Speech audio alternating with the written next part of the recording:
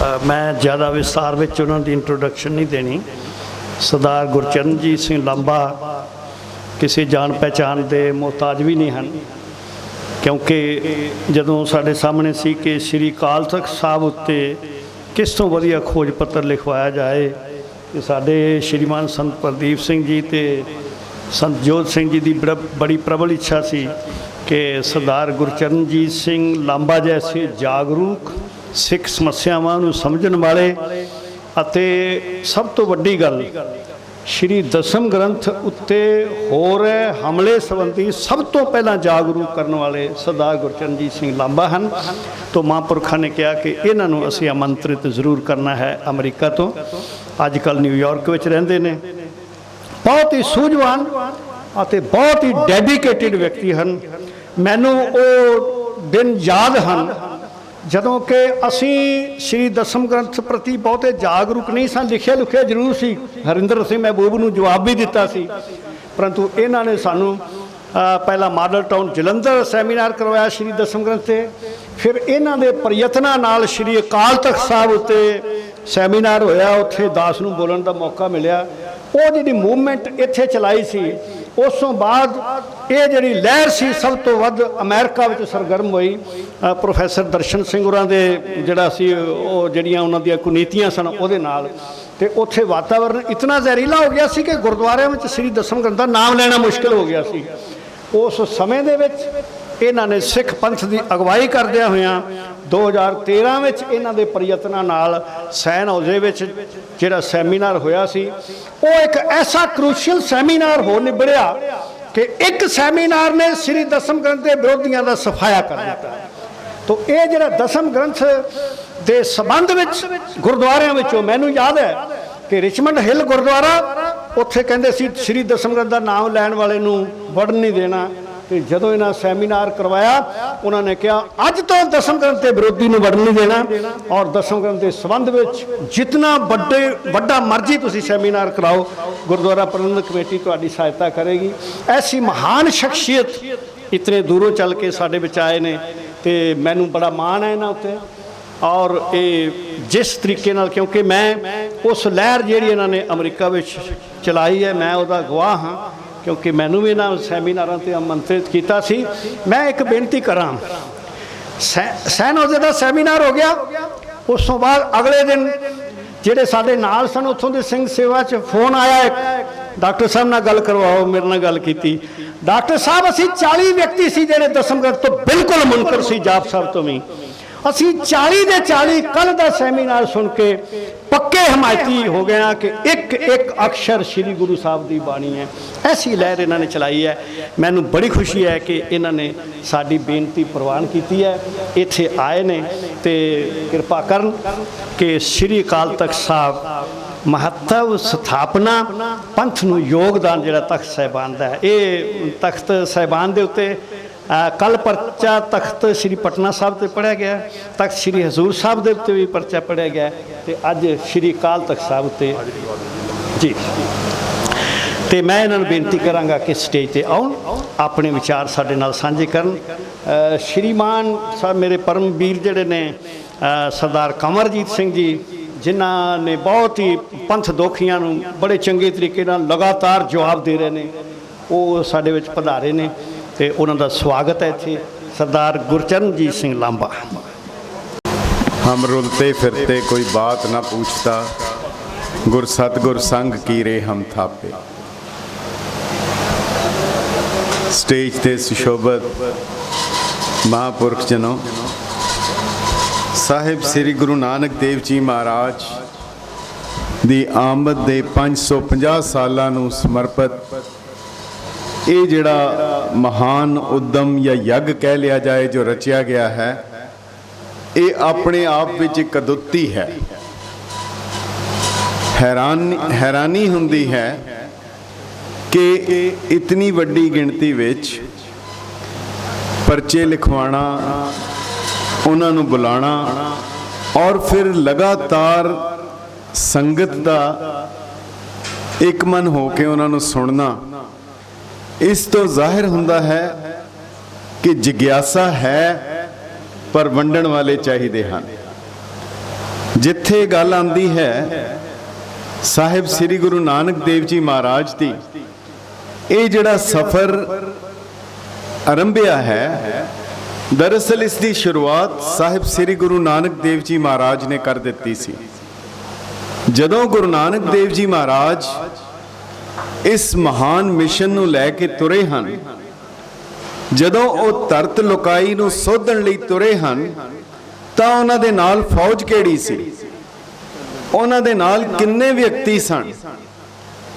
ਦਰਅਸਲ ਇਹਦੇ ਵਿੱਚ ਇੱਕ ਬਹੁਤ ਵੱਡਾ ਸੁਨੇਹਾ ਛੁਪਿਆ ਹੈ ਕਿ ਗਿਣਤੀ ਦੇ ਉੱਤੇ ਕੋਈ ਮੰਜ਼ਿਲ ਦਾ ਨਿਰਣਾ ਨਹੀਂ ਕੀਤਾ ਜਾ ਸਕਦਾ, ਨਿਸ਼ਾਨਾ ਨਹੀਂ ਮਿਥਿਆ ਜਾ ਸਕਦਾ।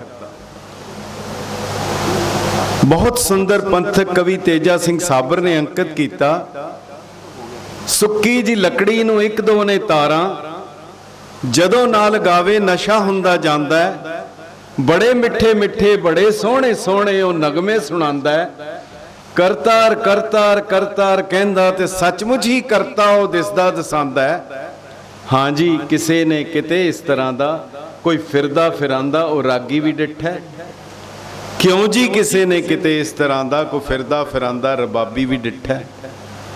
ਤੇ ਜਿਹੜਾ ਰਿਸ਼ਤਾ ਇੱਕ ਸਿੱਖ ਦਾ ਗੁਰੂ ਨਾਨਕ ਦੇਵ ਜੀ ਮਹਾਰਾਜ ਦੇ ਨਾਲ ਹੋਣਾ ਚਾਹੀਦਾ ਹੈ, ਉਹਨੂੰ ਦੋ ਅੱਖਰਾਂ ਦੇ ਵਿੱਚ ਪ੍ਰਕਾਸ਼ ਸ਼ਿਮਲਵੀ ਨੇ ਕਿਹਾ, ਤੈਨੂੰ ਕੀ ਦੱਸਾਂ ਮੇਰੇ ਬਾਦਸ਼ਾਹਾ, ਖੁਸ਼ ਨਸੀਬ ਹਾਂ ਕਿ ਮੇਰਾ ਸਾਈਂ ਹੈ ਤੂੰ। ਤੈਨੂੰ ਕੀ ਦੱਸਾਂ ਮੇਰੇ ਬਾਦਸ਼ਾਹਾ, ਖੁਸ਼ ਨਸੀਬ ਹਾਂ ਕਿ ਮੇਰਾ ਸਾਈਂ ਹੈ ਤੂੰ। ਮੇਰੇ ਕੋਲ ਰਹਿਣਾ ਹੈ, ਮੇਰੇ ਵਿੱਚ ਵਸਣਾ ਹੈ, ਮੇਰੇ ਪਿੰਡ ਦਾ ਮੇਰਾ ਗਰਾਈ ਹੈ ਤੂੰ।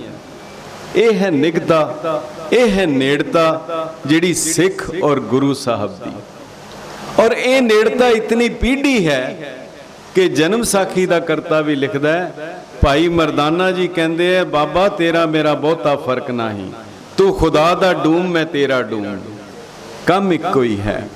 ਸੋ ਜੇਕਰ ਅਸੀਂ ਗੁਰੂ ਨਾਨਕ ਦੇਵ ਜੀ ਮਹਾਰਾਜ ਨੂੰ ਜੇ ਤਾਂ ਦੁਨਿਆਵੀ ਨਜ਼ਰਾਂ ਦੇ ਨਾਲ ਵੇਖਾਂਗੇ ਕੁਝ ਨਹੀਂ ਹਾਸਲ ਕਰ ਸਕਾਂਗੇ। ਉਹ ਤਾਂ ਆਪ ਨਾਰਾਇਣ ਕਲਾ ਤਾਰ ਜਗ ਮੈਂ ਪਰਵਰੇ, ਉਹ ਤਾਂ ਅਕਾਲ ਪੁਰਖ ਦੀ ਨਿਜ ਜੋਤ ਹੈ, ਜਿਸ ਦੀ ਸ਼ਬਦ ਰੂਪ ਹੋ ਕੇ ਜਿਹੜੀ ਫਿਰ ਗੁਰੂ ਗ੍ਰੰਥ ਸਾਹਿਬ ਦੇ ਵਿੱਚ ਸਥਾਪਿਤ ਹੋਈ ਹੈ।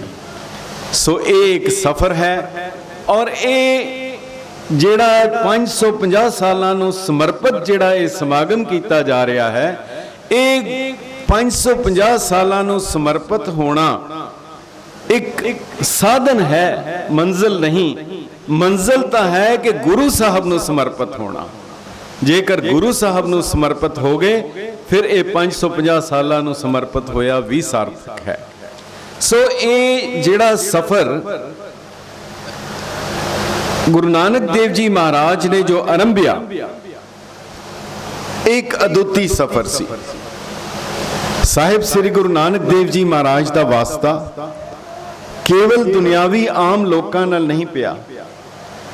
ਜਦੋਂ ਵੀ ਉਹਨਾਂ ਨੇ ਹਕੂਮਤਾਂ ਨੂੰ ਵੀ ਵੇਖਿਆ, ਹਾਕਮਾਂ ਨੂੰ ਵੀ ਵੇਖਿਆ ਔਰ ਉਹਨਾਂ ਦੇ ਦੋਨੋਂ ਰੂਪ ਦੇਖੇ, ਤਾਂ ਉਹਨਾਂ ਜੇਕਰ ਉਹਨਾਂ ਦੀ ਰਾਏ ਬੁਲਾਰ ਦੇ ਨਾਲ, ਉਹਨਾਂ ਦੀ ਰਾਏ ਬੁਲਾਰ ਦੀ ਉਹਨਾਂ ਪ੍ਰਤੀ ਸ਼ਰਧਾ ਸੀ, ਜੇ ਰਾਜੇ ਸ਼ਿਵਨਾਬ ਦੀ ਉਹਨਾਂ ਨਾਲ ਸ਼ਰਧਾ ਸੀ, ਤਾਂ ਬਾਬਰ ਦੇ ਨਾਲ ਉਹਨਾਂ ਦਾ ਜੋ ਤਲਕ ਬਣਿਆ ਉਹ ਵੀ ਸਭ ਦੇ ਸਾਹਮਣੇ ਹੈ, ਜਿਸ ਨੂੰ ਖੁੱਲੇ ਲਫ਼ਜ਼ਾਂ ਦੇ ਵਿੱਚ ਉਸ ਹਾਕਮ ਦੀ ਹਕੂਮਤ ਨੂੰ ਉਹਨਾਂ ਨੇ ਖੁੱਲੇ ਲਫ਼ਜ਼ਾਂ ਦੇ ਵਿੱਚ ਚੁਣੌਤੀ ਦਿੱਤੀ ਕਿ ਰਾਜੇ ਸ਼ੀ ਮੁਕੱਦਮ ਕੁੱਤੇ ਕਹਿ ਕੇ।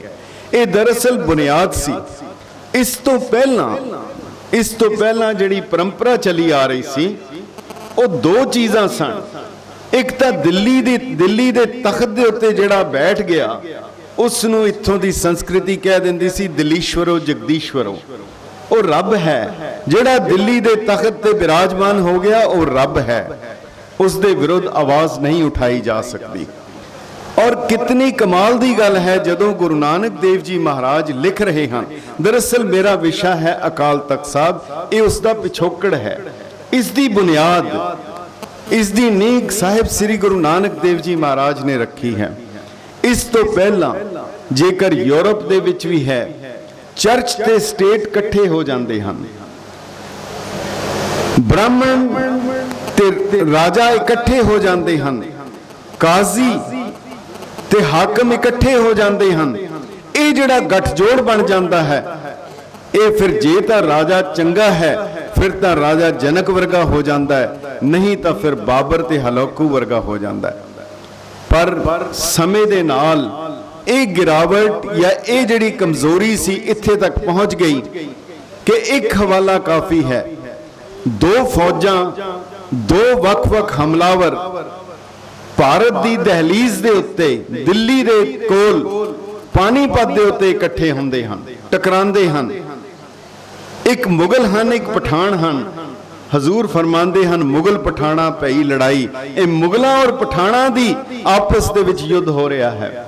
ਦੋ ਵੱਖ-ਵੱਖ ਥਾਵਾਂ ਤੋਂ ਆਏ ਹੋਏ ਇਹ ਤਾਕਤਾਂ ਹਨ ਔਰ ਭਾਰਤ ਦੀ ਸੰਸਕ੍ਰਿਤੀ ਦੇ ਉੱਤੇ ਕਬਜ਼ਾ ਕਿਹਨੇ ਕਰਨਾ ਹੈ, ਇਹ ਉਹਨਾਂ ਨੇ ਨਿਸ਼ਚਾ ਕਰਨਾ ਹੈ। ਸਾਹਿਬ ਸ੍ਰੀ ਗੁਰੂ ਨਾਨਕ ਦੇਵ ਜੀ ਦੇ ਮਹਾਰਾਜ ਦੇ ਬਾਅਦ ਹਮੇਸ਼ਾ ਇੱਥੇ ਤਿਕੋਣਾ ਜਿਹੜਾ ਹੈ ਉਹ ਇੱਕ ਮਾਹੌਲ ਬਣਿਆ ਹੈ। ਸੋ ਜਿਸ ਵੇਲੇ ਹਜ਼ੂਰ ਨੇ ਖੁਦ ਲਿਖਿਆ ਕਿ ਮੁਗਲ ਪਠਾਣਾ ਪਈ ਲੜਾਈ, ਬਾਹਰੋਂ ਆਈਆਂ ਫੌਜਾਂ ਇੱਥੇ ਆਪਸ ਦੇ ਵਿੱਚ ਆ ਕੇ ਨਿਰਣਾ ਕਰ ਰਹੀਆਂ ਹਨ ਔਰ ਨਿਰਣਾ ਇਹੀ ਹੋਇਆ ਕਿ ਜਿਹੜਾ ਦਿੱਲੀ ਦੇ ਉੱਤੇ ਕਾਬਜ਼ ਹੋ ਗਿਆ ਉਹ ਦਿੱਲੀਸ਼ਵਰੋ ਜਗਦੀਸ਼ਵਰੋ ਹੋ ਗਿਆ, ਪਰ ਗੁਰੂ ਸਾਹਿਬ ਨੂੰ ਇਹ ਪ੍ਰਵਾਨ ਨਹੀਂ ਹੋਇਆ। ਉਹਨਾਂ ਨੇ ਇਸ ਗੱਲ ਨੂੰ ਪ੍ਰਵਾਨ ਨਹੀਂ ਕੀਤਾ। ਗੱਲ ਅੱਗੇ ਤੁਰੀ। ਜਦੋਂ ਗੁਰੂ ਅਰਜਨ ਦੇਵ ਜੀ ਮਹਾਰਾਜ ਤੱਕ ਗੱਲ ਆਉਂਦੀ ਹੈ ਤਾਂ ਸਾਹਿਬ ਸ੍ਰੀ ਗੁਰੂ ਅਰਜਨ ਦੇਵ ਜੀ ਮਹਾਰਾਜ ਦੀ ਜਦੋਂ ਸ਼ਹਾਦਤ ਹੁੰਦੀ ਹੈ, ਇਹ ਇਤਿਹਾਸ ਦੇ ਵਿੱਚ ਇੱਕ ਬਹੁਤ ਵੱਡਾ ਕਾਂਡ ਸੀ, ਇੱਕ ਬਹੁਤ ਖਤਰਨਾਕ ਔਰ ਇੱਕ ਬਹੁਤ ਜ਼ੁਲਮ ਵਾਲਾ ਕਾਂਡ ਸੀ। ਸਾਹਿਬ ਸ੍ਰੀ ਗੁਰੂ ਹਰਗੋਬਿੰਦ ਸਾਹਿਬ ਦੀ ਆਰਜਾ ਬਹੁਤ ਥੋੜੀ ਸੀ ਦੁਨਿਆਵੀ ਤੌਰ ਦੇ ਉੱਤੇ, ਔਰ ਉਸ ਵੇਲੇ ਕਿਸੇ ਚੀਜ਼ ਨੂੰ ਲੈ ਕੇ ਅੱਗੇ ਤੁਰਨਾ ਇਹ ਬਿਲਕੁਲ ਅਸੰਭਵ ਜਾਪਦਾ ਸੀ। ਪਰ ਉਸ ਦੇ ਬਾਅਦ ਇੱਕਦਮ ਅਕਾਲ ਤਖਤ ਸਾਹਿਬ ਦੀ ਸਿਰਜਣਾ ਕਰ ਲੈਣੀ। ਮੋਹਸਨ ਫਾਨੀ ਲਿਖਦਾ ਹੈ ਕਿ ਗੁਰੂ ਸਾਹਿਬ ਦੇ ਕੋਲ 800 ਘੋੜੇ ਸਨ, ਉਹਨਾਂ ਦੇ ਕੋਲ 300 ਹਥਿਆਰਬੰਦ ਸਿੱਖ ਸਨ।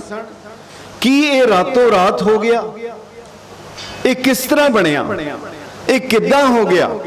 ਇਹ ਕਰਿਸ਼ਮਾ ਕਿਵੇਂ ਹੋਇਆ? ਇਹ ਕੋਈ ਅਚਾਨਕ ਨਹੀਂ ਹੋਇਆ। ਅਗਰ ਇਤਿਹਾਸ ਨੂੰ ਥੋੜਾ ਜਿਹਾ ਵਾਚੋ ਤਾਂ ਇਸ ਦੀ ਬੁਨਿਆਦ ਦੇ ਵਿੱਚ ਬਹੁਤ ਹੀ ਸਪਸ਼ਟ ਹੈ। ਸਾਹਿਬ ਸ੍ਰੀ ਗੁਰੂ ਅਰਜਨ ਦੇਵ ਜੀ ਮਹਾਰਾਜ ਨੂੰ ਹਰ ਚੀਜ਼ ਦਾ ਅਹਿਸਾਸ ਸੀ। ਉਹਨਾਂ ਨੇ ਭਾਈ ਜੈਤਾ ਅਤੇ ਭਾਈ ਪਿਰਾਗਾ ਜੀ ਨੂੰ ਸੱਦਿਆ ਔਰ ਕਿਹਾ ਕਿ ਅਸੀਂ 6ਵੇਂ ਜਾਮੇ ਦੇ ਵਿੱਚ ਮੀਰ ਦੀ ਮੀਰੀ ਤੇ ਪੀਰ ਦੀ ਪੀਰੀ ਖਿੱਚ ਲੈਣੀ ਹੈ। ਇਹ ਨਕਸ਼ਾ ਤਿਆਰ ਹੋ ਰਿਹਾ ਹੈ। ਹਜ਼ੂਰ ਸਤਿਗੁਰ ਸੱਚੇ ਪਾਤਸ਼ਾਹ ਸਾਹਿਬ ਸ੍ਰੀ ਗੁਰੂ ਅਰਜਨ ਦੇਵ ਜੀ ਮਹਾਰਾਜ ਇਹ ਨਕਸ਼ਾ ਤਿਆਰ ਕਰ ਰਹੇ ਹਨ ਔਰ ਉਸ ਨਕਸ਼ੇ ਦੇ ਵਿੱਚ ਜਦੋਂ ਉਹਨਾਂ ਨੇ ਇਹ ਗੱਲ ਕਹੀ ਤਾਂ ਉਸ ਵੇਲੇ, ਉਸ ਤੋਂ ਪਹਿਲੇ ਉਹਨਾਂ ਨੇ ਸੱਦਿਆ, ਸਿੱਖਾਂ ਨੂੰ ਭੇਜਿਆ, 5 ਸਿੱਖ ਭੇਜੇ, ਉਹਨਾਂ ਦੇ ਹੱਥ ਭੇਟਾ ਭੇਜੀ। ਗੁਰੂ ਅਰਜਨ ਦੇਵ ਜੀ ਨੇ ਉਚੇਚੇ ਤੌਰ ਦੇ ਉੱਤੇ ਬਾਬਾ ਬੁੱਢਾ ਜੀ ਦੇ ਕੋਲ ਸਿੱਖ ਭੇਜੇ ਔਰ ਉਹਨਾਂ ਨੂੰ ਬੁਲਾ ਕੇ ਲਿਆਓ।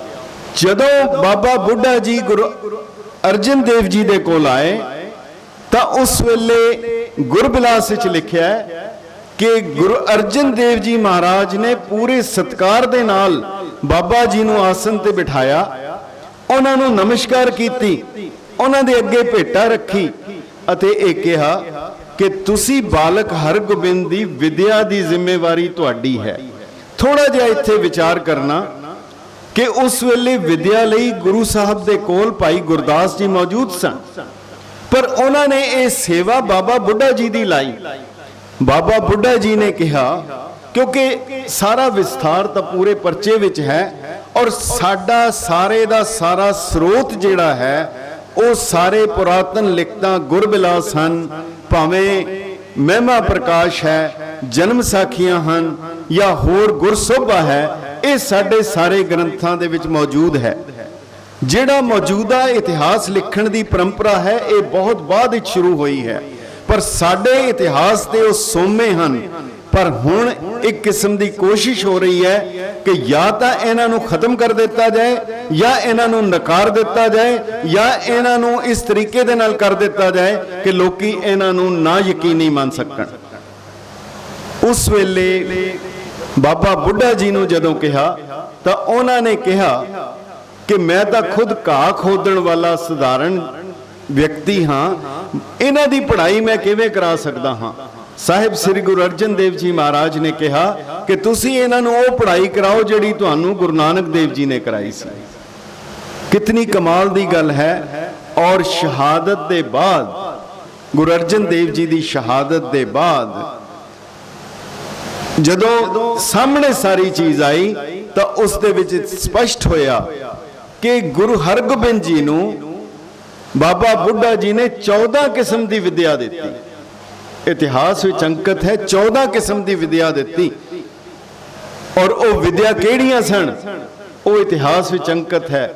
ਉਹਦੇ ਵਿੱਚ ਨਾੜੀ ਵਿਗਿਆਨ ਸੀ, ਉਹਦੇ ਵਿੱਚ ਨਕਸ਼ਤਰ ਵਿਦਿਆ ਵੀ ਸੀਗੀ, ਉਹਦੇ ਵਿੱਚ ਵਿਆਕਰਣ ਵੀ ਸੀ, ਉਹਦੇ ਵਿੱਚ ਤੀਰ ਅੰਦਾਜ਼ੀ ਵੀ ਸੀ, ਉਹਦੇ ਵਿੱਚ ਘੋੜਸਵਾਰੀ ਵੀ ਸੀ। ਇਤਨਾ ਕੁਝ ਹੋ ਕੇ ਗੁਰੂ ਸਾਹਿਬ ਨੇ ਗੁਰੂ ਹਰਗੋਬਿੰਦ ਜੀ ਨੂੰ ਬਾਬਾ ਬੁੱਢਾ ਜੀ ਨੇ ਇਹ ਸਾਰੀਆਂ ਸਿੱਖਿਆਵਾਂ ਦੇ ਨਾਲ ਲੈਸ ਕੀਤਾ। ਔਰ ਕਮਾਲ ਹੈ, ਉਹਦੇ ਵਿੱਚ ਇੱਕ ਜ਼ਿਕਰ ਹੈ, ਉਹਦੇ ਵਿੱਚ ਗੁਰੂ ਸਾਹਿਬ ਨੂੰ ਗ੍ਰਸਤ ਵਿਦਿਆ ਵੀ ਸਿਖਾਈ। ਸੋ ਗੁਰੂ ਹਰਗੋਬਿੰਦ ਸਾਹਿਬ ਨੇ ਜਦੋਂ ਸ੍ਰੀ ਅਕਾਲ ਤਖਤ ਸਾਹਿਬ ਦੀ ਸਿਰਜਣਾ ਕੀਤੀ ਤਾਂ ਉਹਦੇ ਲਈ ਵੀ ਉਹਨਾਂ ਨੇ ਬਾਬਾ ਬੁੱਢਾ ਜੀ ਨੂੰ ਹੀ ਸੱਦਿਆ, ਉਹਨਾਂ ਨੂੰ ਸੱਦਾ ਦਿੱਤਾ।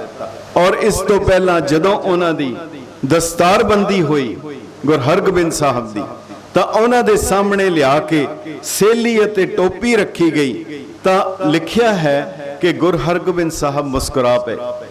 ਉਹ ਕਹਿਣ ਲੱਗੇ ਕਿ ਇਸ ਸੇਲੀ ਦੇ ਨਾਲ ਦੁਸ਼ਮਣਾਂ ਦਾ ਮੁਕਾਬਲਾ ਕੀਤਾ ਜਾ ਸਕੇਗਾ, ਕੀ ਇਸ ਸੇਲੀ ਦੇ ਨਾਲ ਦੁਸ਼ਮਣ ਕਾਬੂ ਆ ਸਕਣਗੇ, ਤੇ ਜੇ ਤਾਂ ਹੋ ਸਕਦਾ ਹੈ ਫਿਰ ਤਾਂ ਤੁਸੀਂ ਦੱਸੋ। ਪਰ ਉਸ ਵੇਲੇ ਗੁਰੂ ਸਾਹਿਬ ਨੇ ਕਿਹਾ 2 ਤਲਵਾਰਾਂ ਲੈ ਕੇ ਆਓ। 2 ਤਲਵਾਰਾਂ ਧਾਰਨ ਕੀਤੀਆਂ। ਔਰ ਉਹ ਤਲਵਾਰਾਂ ਕਿਹੜੀਆਂ ਸਨ ਹਰ ਕੋਈ ਜਾਣਦਾ ਹੈ, ਪਰ ਇਹਦੇ ਵਿੱਚ ਇੱਕ ਨੁਕਤਾ ਜ਼ਰੂਰ ਆਪ ਜੀ ਦੀ ਨਜ਼ਰ ਕਰਨਾ ਚਾਹਾਂਗਾ। ਉਹ 2 ਤਲਵਾਰਾਂ ਸਨ ਮੀਰੀ ਅਤੇ ਪੀਰੀ ਦੀ। 2 ਵੱਖ-ਵੱਖ ਨਹੀਂ ਸਨ। ਜੇਕਰ ਇਸ ਤਰ੍ਹਾਂ ਹੁੰਦਾ ਤਾਂ ਇੱਕ ਸ੍ਰੀ ਅਕਾਲ ਤਖਤ ਸਾਹਿਬ ਤੇ ਹੋ ਜਾਂਦੀ, ਇੱਕ ਸ੍ਰੀ ਹਰਮੰਦਰ ਸਾਹਿਬ ਵਿੱਚ ਹੋ ਜਾਂਦੀ, ਪਰ ਇਸ ਤਰ੍ਹਾਂ ਨਹੀਂ ਸੀ। ਹਜ਼ੂਰ ਦੇ ਬਚਨ ਹਨ ਕਿ ਮੀਰ ਲਈ ਤਾਂ ਤਲਵਾਰ ਚਾਹੀਦੀ ਹੈ, ਪਰ ਪੀਰੀ ਲਈ ਵੀ ਤਲਵਾਰ ਚਾਹੀਦੀ ਹੈ। ਪੀਰੀ ਵੀ ਬਿਨਾਂ ਤਲਵਾਰ ਦੇ ਨਹੀਂ ਹੋ ਸਕਦੀ। ਇਹ ਦੋਨਾਂ ਚੀਜ਼ਾਂ ਲਈ, ਮੀਰੀ ਲਈ ਔਰ ਪੀਰੀ ਲਈ, ਦੋਨੋਂ ਹੀ ਤਲਵਾਰਾਂ ਦੀ ਜ਼ਰੂਰਤ ਹੈ। ਸਾਹਿਬ ਸ੍ਰੀ ਗੁਰੂ ਗੋਬਿੰਦ ਸਿੰਘ ਜੀ ਮਹਾਰਾਜ ਨੇ ਹਾਲਾਤ ਨੂੰ ਦੇਖਦਿਆਂ, ਜੋ ਉਹਨਾਂ ਨੇ ਆਉਣ ਵਾਲੇ ਸਮੇਂ ਨੂੰ ਵੇਖਿਆ, ਇੱਕ ਅੱਖਰ ਦੇ ਵਿੱਚ, ਇੱਕ ਛੋਟੇ ਜਿਹੇ ਲਫ਼ਜ਼ ਦੇ ਵਿੱਚ ਬਹੁਤ ਕੁਝ ਉਹਨਾਂ ਨੇ ਲਿਖ ਦਿੱਤਾ। ਉਹ ਕਹਿੰਦੇ ਹਨ ਖੜਗ ਹਾਥ ਜਿਨ ਤਜੋ, ਜਿਹੜੇ ਬੰਦੇ ਦਾ ਹੱਥ ਤਲਵਾਰ ਦੇ ਦਸਤੇ ਤੋਂ ਹਟ ਜਾਂਦਾ ਹੈ, ਖੜਗ ਹਾਥ ਜਿਨ ਤਜੋ ਖੜਗ ਧਾਰਾ ਸਹੋ, ਉਹ ਤਲਵਾਰ ਉਸ ਦੀ ਗਰਦਨ ਦੇ ਉੱਤੇ ਆ ਕੇ ਵੱਜਦੀ ਹੈ। ਔਰ ਇਤਿਹਾਸ ਇਸ ਗੱਲ ਦਾ ਗਵਾਹ ਹੈ। ਇਸ ਨੂੰ ਪੰਥਕ ਪਿੜ ਦੇ ਵਿੱਚ ਬਹੁਤ ਕੁਝ ਦੇਣ ਵਾਲੇ ਉਸਤਾਦ ਦਾਮਨ ਨੇ ਇੱਕ ਵਾਰ ਲਿਖਿਆ ਸੀ ਕਿਰਪਾਨ ਦੇ ਬਾਰੇ ਕਿ ਵਹਿਣ ਲੱਗੇ ਵਹਿਣ, ਜਦੋਂ ਵਹਿਣ ਲੱਗੀ ਵਹਿਣ ਜੋਗੀ, ਵਹਿਣ ਲੱਗੇ ਵਹਿਣ, ਜਦੋਂ ਵਹਿਣ ਲੱਗੀ ਵਹਿਣ ਜੋਗੀ, ਵਹਿਣ ਕੀਤੇ ਵਹਿਣ ਤੇ ਸਮੁੰਦਰਾਂ ਨੂੰ ਤਾਰਦੀ, ਉਹ ਤਖਤ ਵਾਲੇ ਤਖਤ ਤੋਂ ਬੇਤਖਤ ਦੇ ਕੇ ਤਖਤਿਆਂ ਤੇ ਤਖਤ ਬਖਤ ਰੋੜ ਕੇ ਤੇ ਫਟ ਤੇ ਫਟਕਾਰਦੀ। ਇਹ ਤਲਵਾਰ ਹੈ ਜਿਹੜੀ ਅੰਤਮ ਨਿਰਣਾ ਕਰਦੀ ਹੈ। ਹੁਣ ਸ੍ਰੀ ਅਕਾਲ ਤਖਤ ਸਾਹਿਬ ਦੀ ਸਥਾਪਨਾ ਵੀ ਹੋ ਗਈ, ਪਰ ਇਸ ਦੀ ਵਿਲੱਖਣਤਾ ਕੀ ਹੈ? ਸ੍ਰੀ ਅਕਾਲ ਤਖਤ ਸਾਹਿਬ ਦੀ ਕੀ ਵਿਲੱਖਣਤਾ ਹੈ? ਸਭ ਤੋਂ ਪਹਿਲੀ ਗੱਲ ਤਾਂ ਇਹ ਹੈ ਕਿ ਸ੍ਰੀ ਅਕਾਲ ਤਖਤ ਸਾਹਿਬ ਵਰਗੀ ਕੋਈ ਵੀ ਸੰਸਥਾ ਕਿਸੇ ਵੀ ਹੋਰ ਧਰਮ ਦੇ ਵਿੱਚ ਨਹੀਂ ਹੈ। ਇਹੀ ਜਿਹੜਾ ਕਾਰਨ ਹੈ, ਇਹ ਸਿੱਖਾਂ ਦੀ ਹੋਂਦ ਨੂੰ ਬਚਾਉਣ ਦਾ ਵੀ ਕਾਰਨ ਹੈ। ਔਰ ਅਤਕਥਨੀ ਨਹੀਂ ਹੈ ਕਿ ਸਿੱਖਾਂ ਦੇ ਉੱਤੇ ਜਿਹੜੀਆਂ ਸੰਸਾਰਕ ਵਿਪਤਾਵਾਂ ਆਉਂਦੀਆਂ ਹਨ, ਉਹਦਾ ਵੀ ਸਾਧਨ ਇਹੀ ਬਣਦਾ ਹੈ। ਔਰ ਜਿਹੜਾ ਇਤਿਹਾਸ ਸ਼ੁਰੂ ਤੋਂ ਚੱਲਿਆ ਹੈ ਉਹ ਇਸ ਗੱਲ ਨੂੰ ਬਿਲਕੁਲ ਸਪਸ਼ਟ ਕਰਦਾ ਹੈ। ਇਸ ਨੂੰ ਥੋੜਾ ਜਿਹਾ ਅੱਗੇ ਜਾ ਕੇ ਵੇਖਾਂਗੇ। ਉਹਦਾ ਕਾਰਨ ਹੈ ਕਿ ਗੁਰਦੁਆਰੇ ਤਾਂ ਬਹੁਤ ਹਨ, ਹਜ਼ਾਰਾਂ ਲੱਖਾਂ ਗੁਰਦੁਆਰੇ ਹਨ, ਬਣ ਵੀ ਜਾਣਗੇ, ਪਰ ਤਖਤ ਦੂਜਾ ਨਹੀਂ ਹੋ ਸਕਦਾ, ਤਖਤ ਇੱਕ ਹੀ ਹੋਏਗਾ। ਸ੍ਰੀ ਅਕਾਲ ਤਖਤ ਸਾਹਿਬ ਆਮ ਤੌਰ ਤੇ ਲਿਖ ਦਿੰਦੇ ਹਨ opposite to Harmandar Sahib. Opposite ਦਾ ਮਤਲਬ ਹੁੰਦਾ ਵਿਰੋਧ, ਇਹ ਉਹਦੇ ਵਿਰੋਧ ਵਿੱਚ ਨਹੀਂ ਹੈ, ਉਹਦੇ ਸਨਮੁਖ ਹੈ। ਹਰਮੰਦਰ ਸਾਹਿਬ ਦੇ ਸਨਮੁਖ ਸ੍ਰੀ ਅਕਾਲ ਤਖਤ ਸਾਹਿਬ ਦੀ ਸਥਾਪਨਾ ਹੋਈ ਹੈ। ਫਿਰ ਜੇਕਰ ਹਰਮੰਦਰ ਸਾਹਿਬ ਸੀ, ਫਿਰ ਸ੍ਰੀ ਅਕਾਲ ਤਖਤ ਸਾਹਿਬ ਦੀ ਲੋੜ ਕੀ ਸੀਗੀ? ਬਹੁਤ ਮੁਖਤਸਰ, ਬਹੁਤ ਹੀ ਸੰਖੇਪ ਦੇ ਵਿੱਚ ਸ੍ਰੀ ਹਰਮੰਦਰ ਸਾਹਿਬ ਕੇਵਲ ਅਧਿਆਤਮਕਤਾ ਦਾ ਸਾਹਿਬ, ਸ੍ਰੀ ਗੁਰੂ ਗ੍ਰੰਥ ਸਾਹਿਬ ਅਧਿਆਤਮਕਤਾ ਦਾ ਗ੍ਰੰਥ ਸੀ। ਉੱਥੋਂ ਕੋਈ ਵੀ ਆ ਜਾਏ, ਜਿਹੜੇ ਮਰਜ਼ੀ ਵਰਣ ਦਾ ਆ ਜਾਏ, ਉਹਦੇ ਵਿੱਚ ਅਧਿਆਤਮਕਤਾ ਹੈ।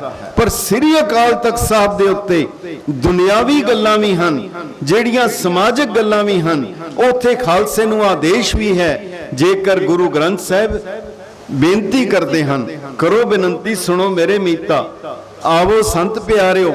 ਮਗਰ ਅਕਾਲ ਤਖਤ ਸਾਹਿਬ ਉਹ ਜਗ੍ਹਾ ਸੀ ਜਿੱਥੋਂ ਹੁਕਮਨਾਮੇ ਵੀ ਜਾਰੀ ਹੋਏ। ਅਕਾਲ ਤਖਤ ਸਾਹਿਬ ਤੇ ਹਰਮੰਦਰ ਸਾਹਿਬ ਦੇ ਵਿੱਚ ਬੁਨਿਆਦੀ ਫਰਕ ਕੀ ਹੈ, ਇਸ ਨੂੰ ਕੁਝ ਨੁਕਤਿਆਂ ਤੋਂ ਜ਼ਰੂਰ ਵੇਖਣਾ ਹੋਏਗਾ।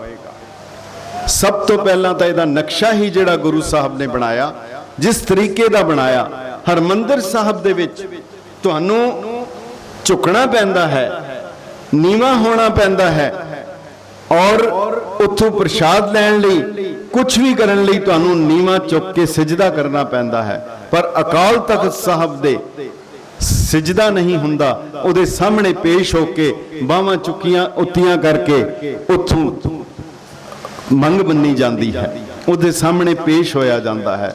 ਤਖਤ ਦੀ ਪਰਿਕਰਮਾ ਨਹੀਂ ਹੁੰਦੀ, ਤਖਤ ਦੇ ਸਾਹਮਣੇ ਪੇਸ਼ ਹੋਇਆ ਜਾਂਦਾ ਹੈ। ਹਰਮੰਦਰ ਸਾਹਿਬ ਦੀ ਪਰਿਕਰਮਾ ਸੀ, ਹਰਮੰਦਰ ਸਾਹਿਬ ਦੀ ਪਰਿਕਰਮਾ ਹੈ, ਪਰ ਤਖਤ ਸਾਹਿਬ ਦੀ ਪਰਿਕਰਮਾ ਨਹੀਂ ਸੀ। ਉਹ ਤਖਤ ਹੈ, ਤਖਤ ਦੇ ਪਿੱਛੇ ਨਹੀਂ ਝਾਕਿਆ ਜਾਂਦਾ, ਤਖਤ ਗੁਰਦੁਆਰਾ ਨਹੀਂ ਹੈ।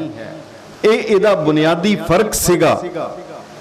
ਸਾਹਿਬ ਕਿਸੇ ਵੀ ਗੁਰਦੁਆਰਾ ਸਾਹਿਬ ਦੇ ਵਿੱਚ ਸਾਹਮਣੇ ਮੇਨ ਮੁੱਖ ਸਥਾਨ ਦੇ ਉੱਤੇ, ਸਿੰਘਾਸਨ ਦੇ ਉੱਤੇ ਗੁਰੂ ਗ੍ਰੰਥ ਸਾਹਿਬ ਦਾ ਪ੍ਰਕਾਸ਼ ਕੀਤਾ ਜਾਂਦਾ ਹੈ, ਮਗਰ ਅਕਾਲ ਤਖਤ ਸਾਹਿਬ ਦੇ ਉੱਤੇ ਮੁੱਖ ਸਥਾਨ ਦੇ ਉੱਤੇ ਗੁਰੂ ਗ੍ਰੰਥ ਸਾਹਿਬ ਦਾ ਪ੍ਰਕਾਸ਼ ਨਹੀਂ ਹੈ। ਉੱਥੇ ਸ਼ਸਤਰਾਂ ਦਾ ਪ੍ਰਕਾਸ਼ ਹੈ, ਨੇ ਉੱਥੇ ਸ਼ਸਤਰਾਂ ਦਾ ਪ੍ਰਕਾਸ਼ ਕਰਾਇਆ ਹੈ।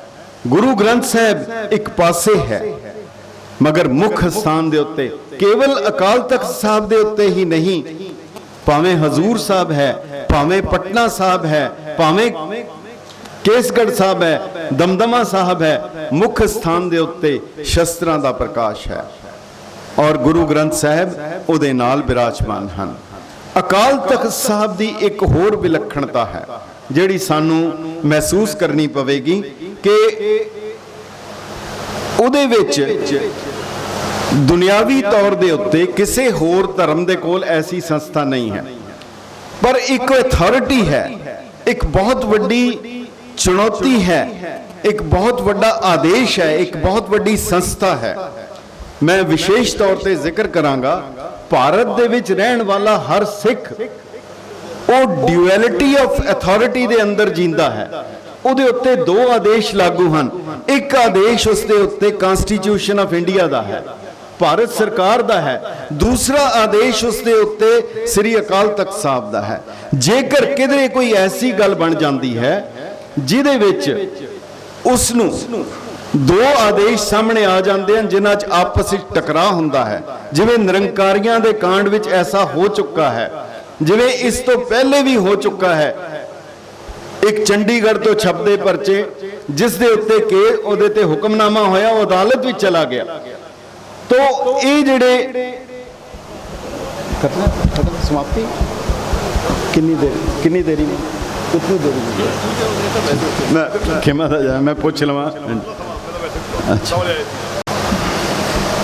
ਸੋ ਵਾਹਿਗੁਰੂ ਜੀ ਖਿਮਾ ਦਾ ਜਾਚਕ ਹਾਂ। ਹਾਂਜੀ, ਥੋੜਾ ਜਿਹਾ ਸੋ ਜਿਹੜੀ ਇਹ ਡਿਊਐਲਿਟੀ ਦੀ ਗੱਲ ਕੀਤੀ ਜਾ ਰਹੀ ਹੈ, ਇਹ ਦੋ ਆਦੇਸ਼ਾਂ ਦੀ ਗੱਲ ਕੀਤੀ ਜਾ ਰਹੀ ਹੈ, ਇਸ ਨੂੰ ਸਮਝਣ ਦੀ ਲੋੜ ਹੈ। ਜੇਕਰ ਕਿਧਰੇ ਸਾਹਿਬ ਜੀ ਇੱਕ ਜਗਾਰਾ ਸ਼ਾਂਤੀ ਹਾਂ ਆ ਜਗਾਰਾ ਸ਼ਾਂਤੀ ਜੀ ਹਜੂਰ ਸਾਹਿਬ ਤੋਂ ਆਓ ਤੁਸੀਂ ਛੱਡੋ।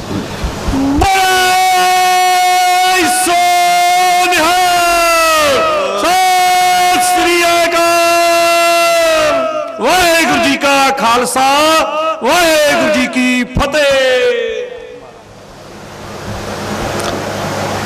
ਸੋ ਇਹ ਜਿਹੜਾ ਦੋ ਡੁਐਲਿਟੀ ਆਫ ਅਥਾਰਟੀ ਹੈ, ਆਪ ਜੀ ਸਾਰੇ ਵਿਦਵਾਨ ਸੱਜਣ ਹੋ ਔਰ ਜਿਹੜੇ ਕੁਝ ਕਰ ਸਕਦੇ ਹੋ, ਜ਼ਰੂਰਤ ਹੈ ਇਸ ਦੇ ਲਈ ਕੋਈ ਐਸਾ ਵਿਧਾਨ ਜਾਂ ਬੰਨ ਨੂੰ ਬੰਨਣ ਦੀ, ਤਾਂ ਕਿ ਜੇਕਰ ਕਿਧਰੇ ਐਸੀ ਕੋਈ ਹਾਲਾਤ ਪੈਦਾ ਹੋ ਜਾਣ ਤਾਂ ਉਸ ਨੂੰ ਕਿਵੇਂ ਰੋਕਿਆ ਜਾਏ, ਕਿਵੇਂ ਕੋਈ ਬਫਰ ਬਣਾਇਆ ਜਾਏ, ਕਿਵੇਂ ਕੋਈ ਕਾਨੂੰਨੀ ਪ੍ਰਕਿਰਿਆ ਦੇ ਨਾਲ ਇਸ ਗੱਲ ਦਾ ਹੱਲ ਲੱਭਿਆ ਜਾਏ, ਨਹੀਂ ਤਾਂ ਇਹ ਕਿਸੇ ਵੇਲੇ ਵੀ ਬਹੁਤ ਖਤਰਨਾਕ ਹੋ ਸਕਦੀ ਹੈ। ਇਹ ਕਿਸੇ ਹੋਰ ਧਰਮ ਦੇ ਕੋਲ ਐਸੀ ਕੋਈ ਸੰਸਥਾ ਨਹੀਂ ਹੈ ਜਿਨ੍ਹਾਂ ਨੂੰ ਐਸੀ ਕੋਈ ਵੀ ਮੁਸੀਬਤ ਜਾਂ ਕੋਈ ਐਸੀ ਦਿੱਕਤ ਦਾ ਸਾਹਮਣਾ ਕਰਨਾ ਹੋਏ। ਦੂਸਰੀ ਚੀਜ਼ ਬਹੁਤ ਹੀ ਮਹੱਤਵਪੂਰਨ ਹੈ ਕਿ ਅਕਾਲ ਤਖਤ ਸਾਹਿਬ ਦਾ ਮਹੱਤਵ ਕੀ ਹੈ, ਇਹਦੀ ਇੰਪੋਰਟੈਂਸ ਕੀ ਹੈਗੀ ਹੈ। ਸਭ ਤੋਂ ਪਹਿਲੇ ਤੇ ਜਿਵੇਂ ਅਸੀਂ ਇਹਦੇ ਸਟਰਕਚਰ ਦੀ ਗੱਲ ਕੀਤੀ ਹੈ, ਕਿਸੇ ਨੂੰ ਸਿੰਘ ਸਜਾਣਾ ਹੋਏ ਤਾਂ ਉਹ ਹਰਮੰਦਰ ਸਾਹਿਬ ਦੇ ਵਿੱਚ ਨਹੀਂ ਸਜਾਇਆ ਜਾਂਦਾ। ਉਹ ਜਿਹੜੀ ਦਾਤ ਹੈ ਉਹ ਅਕਾਲ ਤਖਤ ਸਾਹਿਬ ਤੋਂ ਪ੍ਰਾਪਤ ਹੁੰਦੀ ਹੈ। ਦੋਨੋਂ ਇੱਕ ਹੋ ਕੇ, ਦੋਨਾਂ ਦੇ ਇੱਕ ਹੋ ਕੇ, ਮਗਰ ਉਹ ਉਹਨਾਂ ਦੇ ਦੋ ਅੰਗ ਹਨ। ਸੰਪੂਰਨਤਾ ਇੱਕ ਦੂਜੇ ਦੀ ਪੂਰਕ ਹੈ। ਅਕਾਲ ਤਖਤ ਸਾਹਿਬ ਦੇ ਬਿਨਾ ਹਰਮੰਦਰ ਸਾਹਿਬ ਨੂੰ ਨਹੀਂ ਸੋਚਿਆ ਜਾ ਸਕਦਾ ਤੇ ਨਾ ਹੀ ਹਰਮੰਦਰ ਸਾਹਿਬ ਨੂੰ ਅਕਾਲ ਤਖਤ ਸਾਹਿਬ ਦੇ ਬਿਨਾ ਸੋਚਿਆ ਜਾ ਸਕਦਾ ਹੈ। ਇਹ ਦੋਨੋਂ ਸੰਸਥਾਵਾਂ, ਦੋਨੋਂ ਮਹਾਨ ਥਾਵਾਂ ਗੁਰੂ ਸਾਹਿਬ ਦੀਆਂ ਆਪ ਸਿਰਜੀਆਂ ਹੋਈਆਂ ਇੱਕ ਦੂਜੇ ਦੀਆਂ ਪੂਰਕ ਹਨ। ਤਕਰੀਬਨ 1900 ਦੇ ਵਿੱਚ ਇੱਕ ਅੰਗਰੇਜ਼ ਬੁਕਾਨਨ ਇੱਥੇ ਆਇਆ ਔਰ ਜਦੋਂ ਹਰਮੰਦਰ ਸਾਹਿਬ ਦੇ ਸਾਹਮਣੇ ਖੜਾ ਹੋਇਆ ਤਾਂ ਉਸਨੇ ਦੇਖਿਆ, ਉਸਨੇ ਖੜੇ ਹੋ ਕੇ ਇੱਕ ਲਫ਼ਜ਼ ਦੇ ਵਿੱਚ ਬਹੁਤ ਕੁਝ ਕਹਿ ਗਿਆ ਜਿਹੜਾ ਸ਼ਾਇਦ ਸਾਰੀ ਸਿਧਾਂਤ ਦੀ ਤਰਜਮਾਨੀ ਕਰਦਾ ਹੈ। ਉਹ ਕਹਿੰਦਾ ਹੇਅਰ ਸਿੱਖਸ ਆਰ ਮੇਡ, ਇਹ ਜਗ੍ਹਾ ਜਿੱਥੇ ਸਿੱਖ ਬਣਾਏ ਜਾਂਦੇ ਆ। ਅਕਾਲ ਤਖਤ ਸਾਹਿਬ ਦੇ ਬਾਰੇ ਦੁਨੀਆ 'ਚ ਕਿਸੇ ਨੇ ਕੋਈ ਬ੍ਰਾਹਮਣ ਨਹੀਂ ਬਣਾ ਸਕਦਾ, ਕਿਸੇ ਨੂੰ ਵੈਸ਼ ਨਹੀਂ ਬਣਾ ਸਕਦਾ, ਕਿਸੇ ਨੂੰ ਰਾਜਪੂਤ ਨਹੀਂ ਬਣਾ ਸਕਦਾ, ਕਿਸੇ ਨੂੰ ਪਠਾਨ ਨਹੀਂ ਬਣਾ ਸਕਦਾ। ਪਰ ਤੁਸੀਂ ਜਿਹੜਾ ਮਰਜ਼ੀ ਬੰਦਾ ਲੈ ਆਓ, ਜਿਸ ਕਿਸਮ ਦਾ ਮਰਜ਼ੀ ਲੈ ਆਓ, ਜਿਹੜੇ ਮਰਜ਼ੀ ਇਲਾਕੇ ਦਾ ਲੈ ਆਓ, ਇਸ ਥਾਂ ਦੇ ਉੱਤੇ ਉਹਨੂੰ ਸਿੰਘ ਸਜਾਇਆ ਜਾ ਸਕਦਾ ਹੈ, ਉਹ ਸਿੱਖ ਬਣਾਇਆ ਜਾਏਗਾ। ਉਹ ਬੁਕਾਨਨ ਲਿਖਦਾ ਹੈ ਇਹ ਉਹ ਥਾਂ ਹੈ ਜਿੱਥੇ ਸਿੱਖ ਬਣਾਏ ਜਾਂਦੇ ਹਨ। ਇੱਕ ਕਾਰਖਾਨਾ ਹੈ, ਇੱਕ ਫੈਕਟਰੀ ਹੈ। ਇਹ ਬਹੁਤ ਹੀ ਕਮਾਲ ਦੇ ਉਸਦੇ ਜਿਹੜੇ ਆਬਜ਼ਰਵੇਸ਼ਨ ਹੈ। ਦੂਸਰੀ ਜਿਵੇਂ ਥੋੜਾ ਜਿਹਾ ਜ਼ਿਕਰ ਕੀਤਾ, ਹਰਮੰਦਰ ਸਾਹਿਬ ਦਰਬਾਰ ਹੈ, ਅਕਾਲ ਤਖਤ ਸਾਹਿਬ ਇੱਕ ਅਦਾਲਤ ਹੈ। ਬਕਾਇਦਾ ਇਸ ਦੇ ਹੁਕਮ ਹਨ, ਇਸ ਦੇ ਹੁਕਮਨਾਮੇ ਹਨ ਔਰ ਉਹ ਹੁਕਮਨਾਮੇ ਗੁਰੂ ਸਾਹਿਬ ਦੇ ਹੁਕਮ ਦਾ ਤਰਜਮਾਨੀ ਕਰਦੇ ਹਨ। ਉਹਨਾਂ ਦੇ ਬਰਾਬਰ ਉਹਦੀ ਕੀਮਤ ਹੈ। ਤੀਸਰੀ ਚੀਜ਼ ਜਿਹੜੀ ਅਕਾਲ ਤਖਤ ਸਾਹਿਬ ਦੀ ਮਹੱਤਤਾ ਹੈ, ਦਰਅਸਲ ਜੇਕਰ ਅਕਾਲ ਤਖਤ ਸਾਹਿਬ ਦੀ ਮਹੱਤਤਾ ਰਹੇਗੀ, ਜਿੰਨੀ ਦੇਰ ਅਸੀਂ ਉਹਨੂੰ ਪਛਾਣਾਂਗੇ, ਸਿੱਖ ਦੀ ਜੀਵਨ ਜਾਂਚ ਉਸ ਦੇ ਵਿੱਚੋਂ ਨਿਕਲੇਗੀ। ਅਕਾਲ ਤਖਤ ਸਾਹਿਬ ਦੇ ਉੱਤੇ ਬਲੂ ਸਟਾਰ ਦੇ ਵਿੱਚ ਉਹ ਢਾਟੇਰੀ ਕਰ ਦਿੱਤੇ ਜਾਣ ਤੋਂ ਬਾਅਦ ਪਹਿਲਾਂ ਸ੍ਰੀ ਅਕਾਲ ਤਖਤ ਸਾਹਿਬ ਦੇ ਉੱਤੇ ਵੱਡਾ ਬੋਰਡ ਲੱਗਾ ਸੀ, ਕਾਫੀ ਵੱਡਾ ਬੋਰਡ ਸੀ ਜਿਹਦੀਆਂ ਤਸਵੀਰਾਂ ਮੌਜੂਦ ਹਨ ਕਿ ਇਸ ਤਖਤ ਸਾਹਿਬ ਦੇ ਉੱਤੇ ਕੋਈ ਵੀ ਪਤਤ ਤੇ ਤਨਖਾਹੀਆ, ਕੋਈ ਦਾੜੀ ਰੰਗਣ ਵਾਲਾ, ਕੋਈ ਨਸ਼ਾ ਵਰਤਣ ਵਾਲਾ ਉਹ ਸੰਗਮਰਮਰ ਦੀ ਸੇਵਾ ਨਹੀਂ ਕਰ ਸਕਦਾ, ਗੋਲਕ 'ਚ ਭੇਟਾ ਨਹੀਂ ਪਾ ਸਕਦਾ, ਉਹ ਕਿਸੇ ਕਿਸਮ ਦੀ ਉਹਦੀ ਅਰਦਾਸ ਨਹੀਂ ਹੋ ਸਕਦੀ। ਇਹ ਅਕਾਲ ਤਖਤ ਸਾਹਿਬ ਦੇ ਉੱਤੇ ਬੋਰਡ ਲੱਗਾ ਸੀ ਔਰ ਬੜੀ ਹੈਰਾਨੀ ਹੈ ਕਿ ਉਹ ਬੋਰਡ ਬਲੂ ਸਟਾਰ ਦੇ ਸਮੇਂ ਉਹ ਜਿਹੜੀ ਇਬਾਰਤ ਲਿਖੀ ਸੀ ਉਹ ਬਚ ਗਈ, ਉਹ ਬਚ ਚੁੱਕੀ ਸੀ। ਮਗਰ ਉਸ ਦੇ ਬਾਅਦ ਜਿਹੜੀ ਦੁਬਾਰਾ ਉਸ ਨੂੰ ਬਾਬਾ ਸੰਤਾ ਸਿੰਘ ਵੱਲੋਂ ਜਿਹੜੀ ਕਾਰ ਸੇਵਾ ਕਰਾਈ, ਉਸ ਦੇ ਵਿੱਚ ਵੀ ਉਹ ਬਚ ਗਈ। ਪਰ ਉਸ ਦੇ ਬਾਅਦ ਉਹ ਜਿਹੜੀ ਹੈ ਉਹ ਸਾਰੀ ਅਲੋਪ ਹੋ ਚੁੱਕੀ ਹੈ, ਉਹ ਨਹੀਂ ਹੈ। ਉਹ ਸਿਧਾਂਤ ਹੈ, ਇੱਕ ਬਹੁਤ ਵੱਡਾ ਸਿਧਾਂਤ ਹੈ, ਇੱਕ ਪ੍ਰੇਰਣਾ ਦਿੰਦਾ ਹੈ, ਇੱਕ ਇੰਟਰੋਸਪੈਕਸ਼ਨ ਲਈ, ਇੱਕ ਆਤਮ ਨਿਰੀਖਣ ਲਈ ਇੱਕ ਬਹੁਤ ਵੱਡੀ ਚੁਣੌਤੀ ਦਿੰਦਾ ਹੈ ਹਰ ਸਿੱਖ ਨੂੰ ਜਦੋਂ ਜਾਂਦਾ ਹੈ ਕਿ ਉਹ ਉੱਥੇ ਜਾ ਕੇ ਉਸ ਨੂੰ ਦੇਖੇ।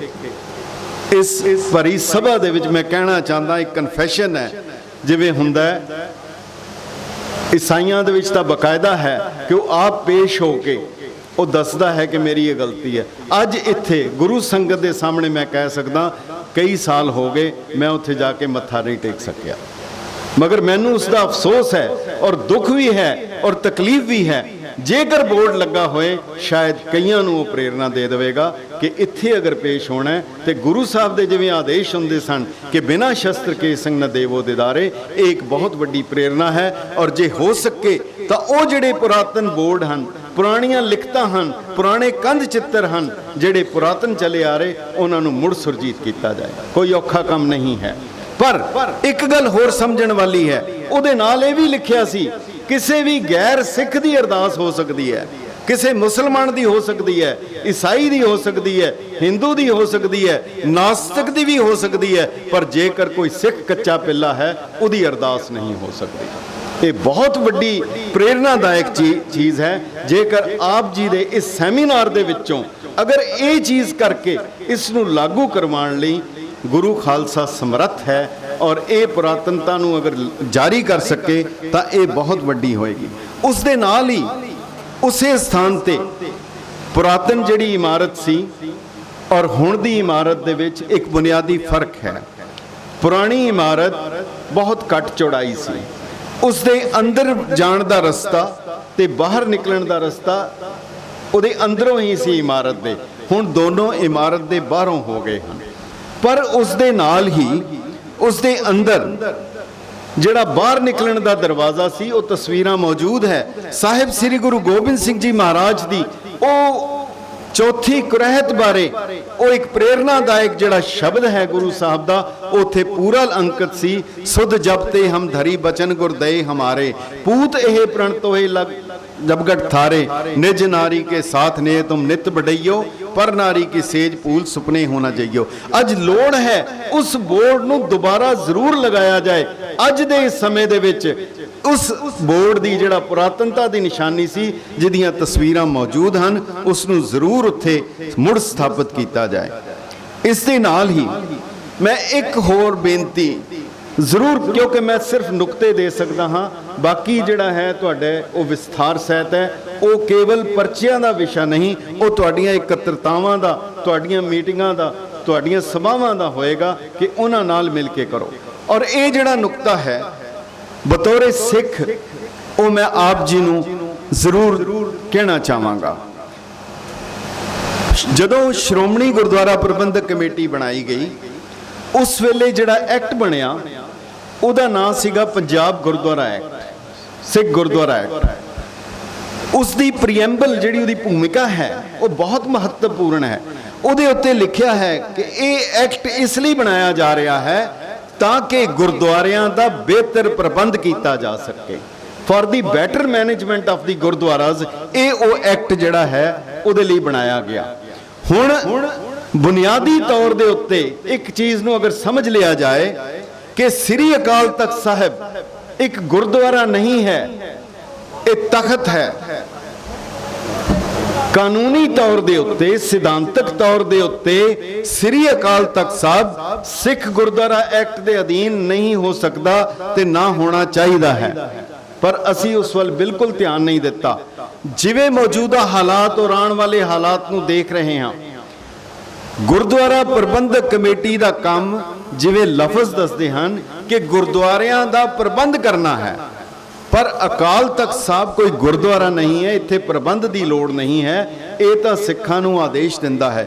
ਜੇਕਰ ਕਾਨੂੰਨੀ ਤੌਰ ਦੇ ਉੱਤੇ ਸ੍ਰੀ ਅਕਾਲ ਤਖਤ ਸਾਹਿਬ ਨੂੰ ਗੁਰਦੁਆਰਾ ਐਕਟ ਦੇ ਵਿੱਚੋਂ ਅਗਰ ਬਾਹਰ ਨਿਕਲ ਜਾਂਦਾ ਹੈ, ਔਰ ਇਹਦੇ ਲਈ ਕਿਉਂਕਿ ਜਿਹੜਾ ਪੰਜਾਬ ਦੇ ਗੁਰਦੁਆਰੇ ਹਨ ਉਹ ਗੁਰਦੁਆਰਾ ਐਕਟ ਦੇ ਅਧੀਨ ਹਨ, ਪਰ ਸ੍ਰੀ ਅਕਾਲ ਤਖਤ ਸਾਹਿਬ ਦਾ ਆਦੇਸ਼ ਨਾ ਤਾਂ ਸੀਮਾਬੱਧ ਹੈ ਨਾ ਸਮਾਬੱਧ ਹੈ। ਜੇਕਰ ਇਸ ਨੂੰ ਇਹਦੇ ਵਿੱਚੋਂ ਕੱਢ ਕੇ ਸਾਰੇ ਵਿਸ਼ਵ ਦੀ ਕੋਈ ਐਸੀ ਬੰਨ ਨੂੰ ਬੰਨਿਆ ਜਾ ਸਕੇ ਜਿਹਦੇ ਸਾਰੇ ਤਿਆਰ ਬਰ ਤਿਆਰ ਸਿੱਖਾਂ ਦੀ ਸ਼ਮੂਲੀਅਤ ਹੋ ਕੇ ਕੋਈ ਸਰਬੱਤ ਖਾਲਸਾ ਵਰਗੀ ਕੋਈ ਸੰਸਥਾ ਬਣ ਕੇ ਅਗਰ ਉਹ ਅਕਾਲ ਤਖਤ ਸਾਹਿਬ ਲਈ ਕੋਈ ਐਸਾ ਨਿਜ਼ਾਮ ਐਸਾ ਪ੍ਰਬੰਧ ਸਥਾਪਿਤ ਕਰ ਸਕਣ ਤਾਂ ਸ਼ਾਇਦ ਇਹਦੇ ਵਿੱਚੋਂ ਬਹੁਤ ਚੰਗੀਆਂ ਚੀਜ਼ਾਂ ਨਿਕਲ ਸਕਣਗੀਆਂ। ਪਰ ਇਹ ਨਿਸ਼ਚਿਤ ਤੌਰ ਦੇ ਉੱਤੇ ਗੁਰਦੁਆਰਾ ਨਹੀਂ ਹੈ ਔਰ ਗੁਰਦੁਆਰੇ ਨੂੰ ਅਕਾਲ ਤਖਤ ਸਾਹਿਬ ਨੂੰ ਗੁਰਦੁਆਰਾ ਕਹਿ ਕੇ ਗੁਰਦੁਆਰਾ ਐਕਟ ਦੇ ਅੰਦਰ ਰੱਖਣਾ ਇਹ ਸ਼ਾਇਦ ਸਹੀ ਨਹੀਂ ਹੈ। ਇਹ ਇੱਕ ਬਹੁਤ ਹੀ ਬੁਨਿਆਦੀ ਔਰ ਹੈਗਾ। ਤੀਸਰਾ ਜਿਵੇਂ ਬੇਨਤੀ ਕੀਤੀ ਹੈ ਕਿ ਉਹਦੇ ਵਿੱਚ ਕਾਫੀ ਜਿਹੜੇ ਕੰਧ ਚਿੱਤਰ ਹਨ ਉਹ ਗੁਰ ਇਤਿਹਾਸ ਨੂੰ ਦਰਸਾਉਂਦੇ ਹਨ। ਗੁਰੂ ਹਰਗੋਬਿੰਦ ਸਾਹਿਬ ਨੂੰ ਦਿੱਤਾ ਹੋਇਆ ਤਿਲਕ,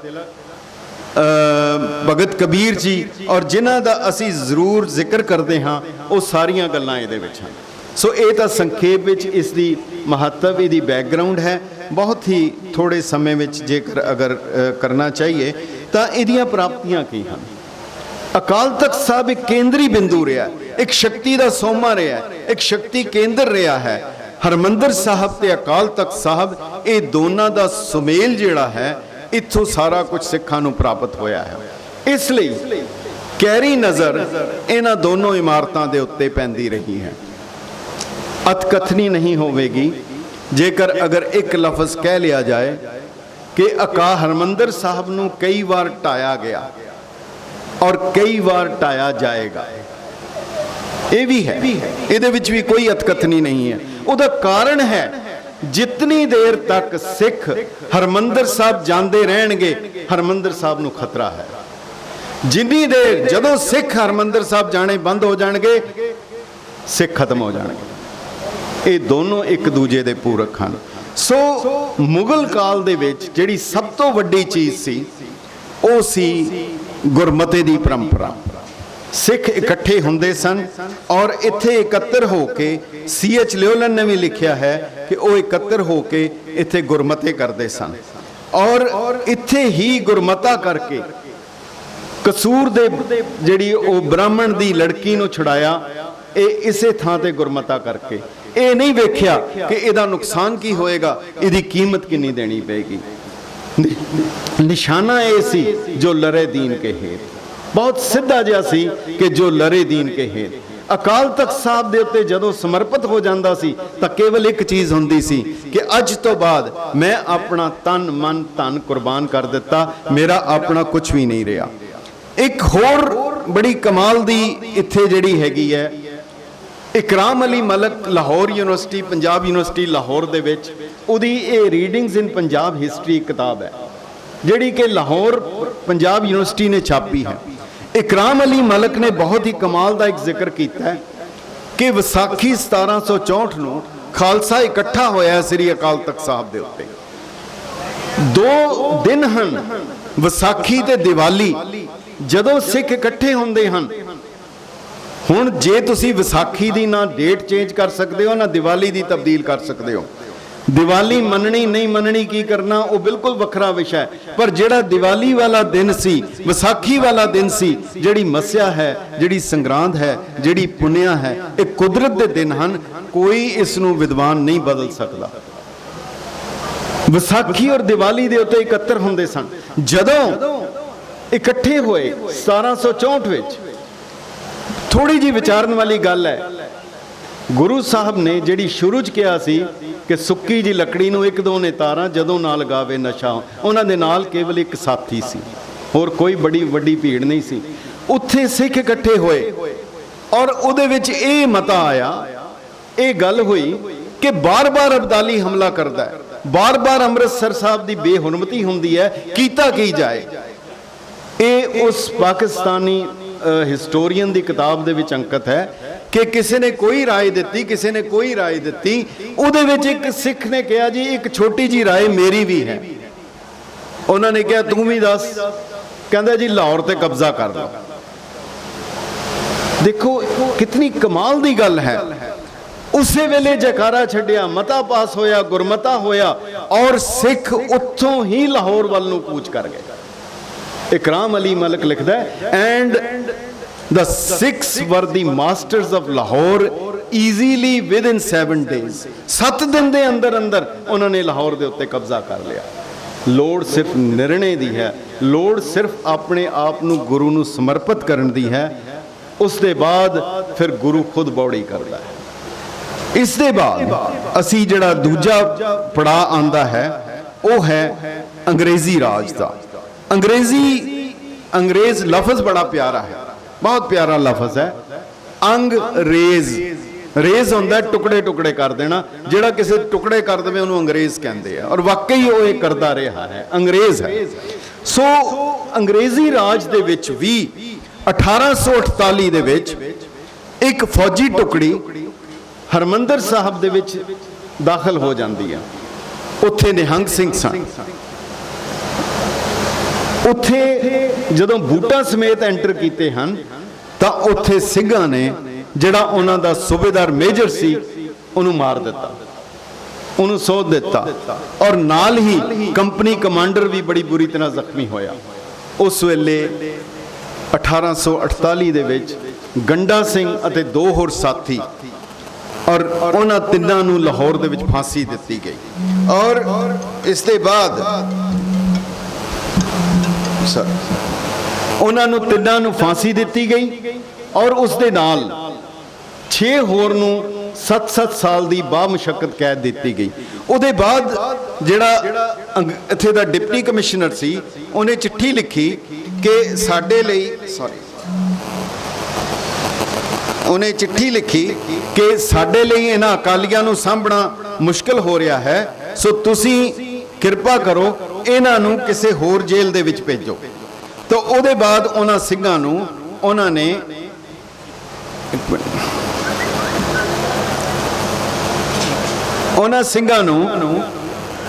ਬਰੇਲੀ ਦੀ ਜੇਲ੍ਹ ਵਿੱਚ ਭੇਜਿਆ ਗਿਆ। ਯਾਨੀ ਸਿੱਖਾਂ ਦਾ ਇਤਨਾ ਜ਼ਿਆਦਾ ਜਿਹੜਾ ਦਬਦਬਾ ਸੀ। ਇਸ ਤੋਂ ਬਾਅਦ ਬੜਾ ਬਹੁਤ ਜ਼ਰੂਰੀ ਹੈ, ਇਹ ਮੈਂ ਮਾਫੀ ਖਿਮਾ ਚਾਹੁੰਦਾ।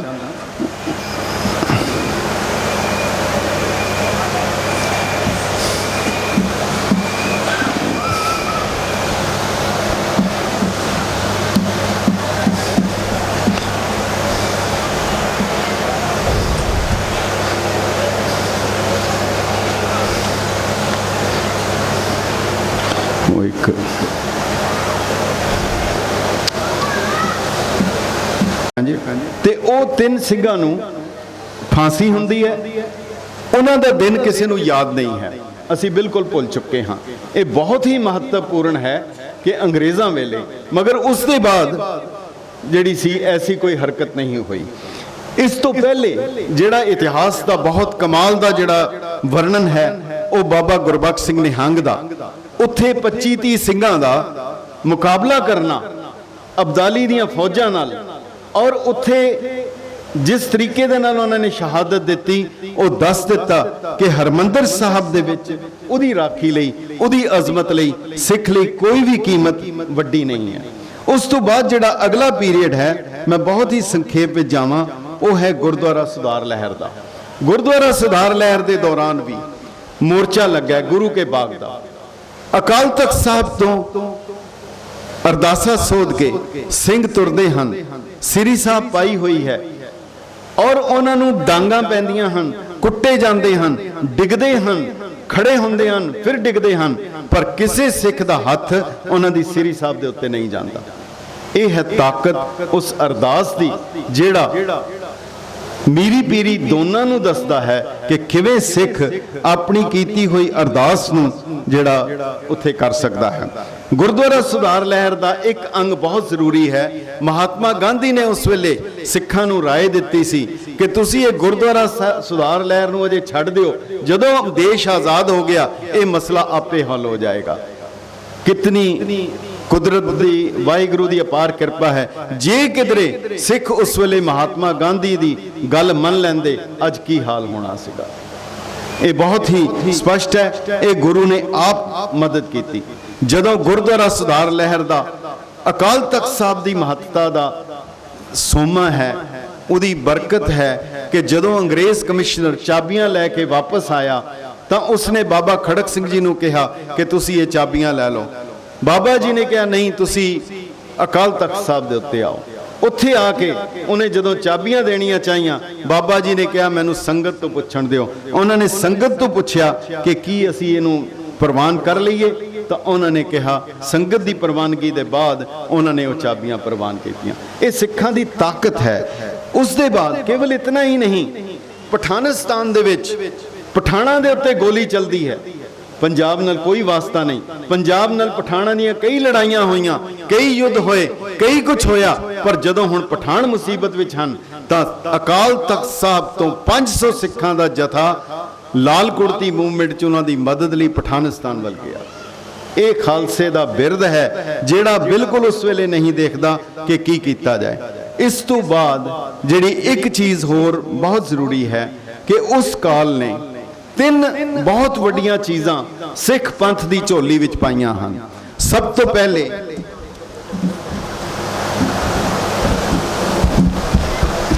ਠੀਕ ਹੈ, ਉਸ ਤੋਂ ਬਾਅਦ ਜਿਹੜਾ ਹੈ 3 ਚੀਜ਼ਾਂ ਸਿੱਖ ਕੌਮ ਨੂੰ ਉੱਥੋਂ ਮਿਲੀਆਂ ਹਨ।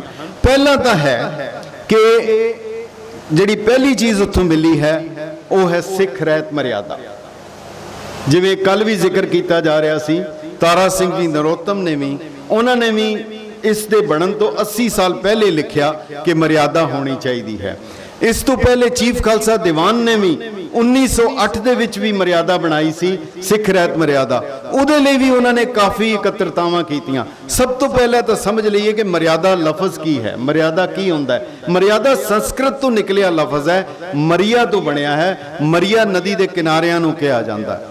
ਜਦੋਂ ਪਾਣੀ ਨਦੀ ਦੇ ਆਪਣੇ ਕਿਨਾਰਿਆਂ ਦੇ ਅੰਦਰ ਟੁਰਦਾ ਹੈ, ਇਹ ਕਿਹਾ ਜਾਂਦਾ ਹੈ ਕਿ ਇਹ ਮਰਿਆ ਦੇ ਵਿੱਚ ਹੈ, ਇਹ ਮਰਿਆਦਾ ਦੇ ਵਿੱਚ ਹੈ। ਜਿਤਨੀ ਦੇਰ ਪਾਣੀ ਮਰਿਆਦਾ ਦੇ ਵਿੱਚ ਹੈ, ਮਰਿਆ ਦੇ ਅੰਦਰ ਹੈ, ਉਹ ਦਰਿਆ ਹੈ, ਉਹ ਲਾਹੇਵੰਦ ਹੈ, ਉਹ ਉਸ ਦਾ ਫਾਇਦਾ ਹੈ। ਪਰ ਜਦੋਂ ਅਗਰ ਉਹ ਕ੍ਰਾਸ ਕਰ ਜਾਏ, ਜੇ ਉਸ ਨੂੰ ਬਾਹਰ ਨਿਕਲ ਜਾਏ, ਫਿਰ ਹੜ੍ਹ ਹੈ, ਤਬਾਹੀ ਹੈ। ਇਸੇ ਤਰੀਕੇ ਨਾਲ ਜਿੰਨੀ ਦੇਰ ਤੱਕ ਸਿੱਖ ਦਾ ਜੀਵਨ ਵੀ ਮਰਿਆਦਾ ਦੇ ਅੰਦਰ ਹੈ ਤਾਂ ਉਹ ਜੀਵਨ ਹੈ, ਨਹੀਂ ਤਾਂ ਉਹ ਪਸ਼ੂ ਤੋਂ ਵੀ ਬੱਤਰ ਹੈ। ਨਾ ਮਰਜਾਦ ਆਇਆ ਜਗ ਬੀਤਰ, ਊਠ ਸਿਧਾਸੀ ਨਾਗਾ। ਇਹ ਮਰਿਆਦਾ ਜਿਹੜੀ ਅਕਾਲ ਤਖਤ ਸਾਹਿਬ ਤੋਂ ਜਿਹੜੀ ਮਿਲੀ ਹੈ, ਇਹਦੇ ਵਿੱਚ ਸਾਰੇ ਪੰਥ ਦੀ ਸ਼ਮੂਲੀਅਤ ਸੀ। ਇਹ ਹੋ ਸਕਦਾ ਹੈ ਵੱਖ-ਵੱਖ ਰਹੁ ਰੀਤਾਂ, ਵੱਖ-ਵੱਖ ਰੀਤੀ ਰਿਵਾਜ, ਵੱਖ-ਵੱਖ ਨਿਯਮ ਉਪਨਿਯਮ ਆਪਣੀਆਂ ਜਥੇਬੰਦੀਆਂ ਦੇ ਵੱਖ-ਵੱਖ ਸੰਪਰਦਾਵਾਂ ਦੇ ਹੋਣਗੇ, ਪਰ ਪੰਥ ਦੀ ਸਮੁੱਚੀ ਮਰਿਆਦਾ ਉਹ ਬੁਨਿਆਦੀ ਸਿਧਾਂਤਕ ਹੈ। ਮੈਂ ਬਹੁਤ ਹੈਰਾਨ ਹਾਂ ਜਦੋਂ ਮੈਂ ਅਮਰੀਕਾ ਦੀ ਕਨਸਟੀਟਿਊਸ਼ਨ ਦੇਖਦਾ ਹਾਂ ਤਾਂ ਉਹ ਕੇਵਲ ਤਕਰੀਬਨ 7-8 ਪੇਜ ਦੀ ਹੈ। ਪੂਰੇ ਅਮਰੀਕਾ ਵਰਗੇ ਮੁਲਕ ਨੂੰ ਚਲਾਉਣ ਵਾਲਾ ਜਿਹੜਾ ਉਹਨਾਂ ਦਾ ਕਨਸਟੀਟਿਊਸ਼ਨ ਹੈ, ਮੇਰੇ ਕੋਲ ਇੱਥੇ ਪਿਆ ਹੈ, ਉਹ ਕੇਵਲ 7-8 ਸਫ਼ੇ ਦਾ ਹੈ। ਔਰ ਜਿਹੜੀ ਸਿੱਖ ਰਹਿਤ ਮਰਿਆਦਾ ਹੈ ਉਹ ਕੋਈ ਵੇਰਵਾ ਗ੍ਰੰਥ ਨਹੀਂ ਹੈ, ਉਹ ਵੀ ਕੇਵਲ 17 ਪੇਜ ਹੀ ਹੈ। ਤਕਰੀਬਨ ਉਤਨਾ ਹੀ ਬਣਦਾ ਹੈ। ਉਹਦੇ ਵਿੱਚ ਕੁਝ ਬੁਨਿਆਦੀ ਸਿਧਾਂਤ ਹਨ ਕਿ ਸਿੱਖ ਦਾ ਗੁਰੂ ਕੌਣ ਹੈ, ਸਿੱਖ ਨੇ ਪੂਜਾ ਕਿਸ ਦੀ ਕਰਨੀ ਹੈ, ਸਿੱਖ ਦਾ ਇਸ਼ਟ ਕੌਣ ਹੈ, ਸਿੱਖ ਦਾ ਸਿੱਖ ਨਾਲ ਰਿਸ਼ਤਾ ਕੀ ਹੈ, ਸਿੱਖ ਨੇ ਕੀ ਕਰਨਾ ਹੈ, ਕੀ ਨਹੀਂ ਕਰਨਾ, ਔਰ ਜੇ ਉਹ ਪਤਤ ਜਾਂ ਤਨਖਾਹੀਆ ਹੋ ਜਾਂਦਾ ਹੈ ਤਾਂ ਉਹਦੇ ਲਈ ਫਿਰ ਕਿਵੇਂ ਹੈ, ਸਿੱਖ ਦੀ ਵਾਪਸੀ ਕਿੱਦਾਂ। ਸੋ ਉਹ ਬੁਨਿਆਦੀ ਸਿਧਾਂਤ ਹਨ ਔਰ ਉਹਨਾਂ ਦੇ ਉੱਤੇ ਕਿਸੇ ਦਾ ਕੋਈ ਵਿਤਕਰਾ ਜਾਂ ਕਿਸੇ ਦਾ ਕੁਝ ਨਹੀਂ ਹੋ ਸਕਦਾ। ਕਿਸੇ ਦਾ ਕੋਈ ਵੀ ਉਹਦੇ ਚ ਵਿਤਕਰਾ ਜਾਂ ਕੋਈ ਹੋਰ ਚੀਜ਼ ਨਹੀਂ ਹੋ ਸਕਦੀ। ਇਸ ਕਰਕੇ ਪਹਿਲੀ ਜਿਹੜੀ ਬਹੁਤ ਵੱਡੀ ਚੀਜ਼ ਸੀ ਉਹ ਹੈ ਸਿੱਖ ਰਹਿਤ ਮਰਿਆਦਾ। ਮੈਨੂੰ ਬਹੁਤ ਖੁਸ਼ੀ ਹੈ, ਮੈਂ ਬੇਨਤੀ ਕਰਾਂ ਕਿ ਜਿਹੜੀ ਦਮਦਮੀ ਟਕਸਾਲ ਦੇ ਸੰਤ ਕਰਤਾਰ ਸਿੰਘ ਜੀ ਪਿੰਡਰਾਂ ਵਾਲੇ, ਮੈਨੂੰ ਲੱਗਦਾ ਹੈ ਕਿ ਜਿਸ ਤਰ੍ਹਾਂ ਦੀ ਕੋਈ ਆਪਣਾਪਣ ਜਿਹਾ ਲੱਗ ਰਿਹਾ, ਉਹਨਾਂ ਦੇ ਨਾਲ ਉਹਨਾਂ ਦੀ ਸੋਬਤ, ਉਹਨਾਂ ਦੀ ਕਿਰਪਾ ਹੋਈ, ਗੱਲਬਾਤ ਹੋਈ ਔਰ ਜਿਹੜੇ ਬੁਨਿਆਦੀ ਸਵਾਲਾਂ ਦੇ ਉਹਨਾਂ ਨੇ ਵਿਆਖਿਆ ਕੀਤੀ। ਸਿੱਖ ਰਹਿਤ ਮਰਿਆਦਾ 'ਚ ਕਿਧਰੇ ਵੀ ਕਿਸੇ ਵੀ ਥਾਂ ਦੇ ਉੱਤੇ ਕਿਧਰੇ ਵੀ ਕੋਈ ਦੁਬਦਾ ਨਹੀਂ ਸੀ। ਸੋ ਉਹ ਉੱਥੋਂ ਵੀ ਜਦੋਂ ਸਿੰਘ ਸਾਹਿਬ ਗਿਆਨੀ ਕਿਰਪਾਲ ਸਿੰਘ ਜੀ ਨੇ ਵੀ ਲਿਖਿਆ ਕਿ ਜਦੋਂ ਮੈਂ ਅਕਾਲ ਤਖਤ ਸਾਹਿਬ ਦੇ ਹਰਮੰਦਰ ਸਾਹਿਬ ਦੀ ਸੇਵਾ ਤੇ ਲੱਗਾ ਤਾਂ ਸੰਤ ਗੁਰਬਚਨ ਸਿੰਘ ਜੀ ਨੂੰ ਪੁੱਛਿਆ ਕਿ ਉੱਥੇ ਦੀ ਮਰਿਆਦਾ, ਉਹਨਾਂ ਨੇ ਕਿਹਾ ਕਿ ਇਸ ਥਾਂ ਦੇ ਉੱਤੇ ਤੁਸੀਂ ਹਰਮੰਦਰ ਸਾਹਿਬ ਦੀ ਮਰਿਆਦਾ ਦੀ ਪਾਲਣਾ ਕਰਨੀ ਹੈ, ਡੇਰੇ ਦੀ ਵੱਖਰੀ ਹੈ, ਟਕਸਾਲ ਦੀ ਵੱਖਰੀ ਹੈ। ਸੋ ਅਗਰ ਇਸ ਚੀਜ਼ ਨੂੰ ਸਮਝ ਲਿਆ ਜਾਏਗਾ ਤਾਂ ਮੇਰਾ ਖਿਆਲ ਹੈ ਕੋਈ ਦੁਬਦਾ ਨਹੀਂ ਹੈ। ਚਾਰ ਕੁਰੈਤਾਂ ਪੰਜ ਕਕਾਰ, ਇਹ ਬੁਨਿਆਦੀ ਚੀਜ਼ਾਂ ਹਨ। ਇਹਨਾਂ ਦੇ ਉੱਤੇ ਕੋਈ ਦੁਬਦਾ ਨਹੀਂ ਹੈ, ਕਿਸੇ ਕਿਸਮ ਦੀ ਕੋਈ ਦਿੱਕਤ ਨਹੀਂ ਹੈ। ਅਗਲੀ ਚੀਜ਼, ਮੌਜੂਦਾ ਕਾਲ ਵਿੱਚ ਇਹ ਬਹੁਤ ਹੀ ਭਿਆਨਕ ਕਾਲ ਹੈ, ਕਿਉਂਕਿ ਸਾਡੇ ਅੰਦਰ ਸ਼ਾਇਦ ਸਿਆਣਪ ਜ਼ਿਆਦਾ ਆ ਗਈ ਹੈ। ਜਿਵੇਂ ਤੁਸੀਂ ਇੱਥੇ ਲਿਖਿਆ ਵੀ ਹੈ ਕਿ ਧੀਰਜ ਧਾਮ ਬਣਾਏ ਇਹ ਤਨ ਬੁੱਧ ਸੋ ਦੀਪਕ ਜਿਉਂ ਜਿਆਰੇ। ਇਹ ਗੁਰੂ ਸਾਹਿਬ ਦਾ ਨਿਸ਼ਾਨਾ ਬੁੱਧੀਮਾਨ ਪੈਦਾ ਕਰਨਾ ਸੀ, ਬੁੱਧੀਜੀਵੀ ਨਹੀਂ ਸੀ ਪੈਦਾ ਕਰਨਾ।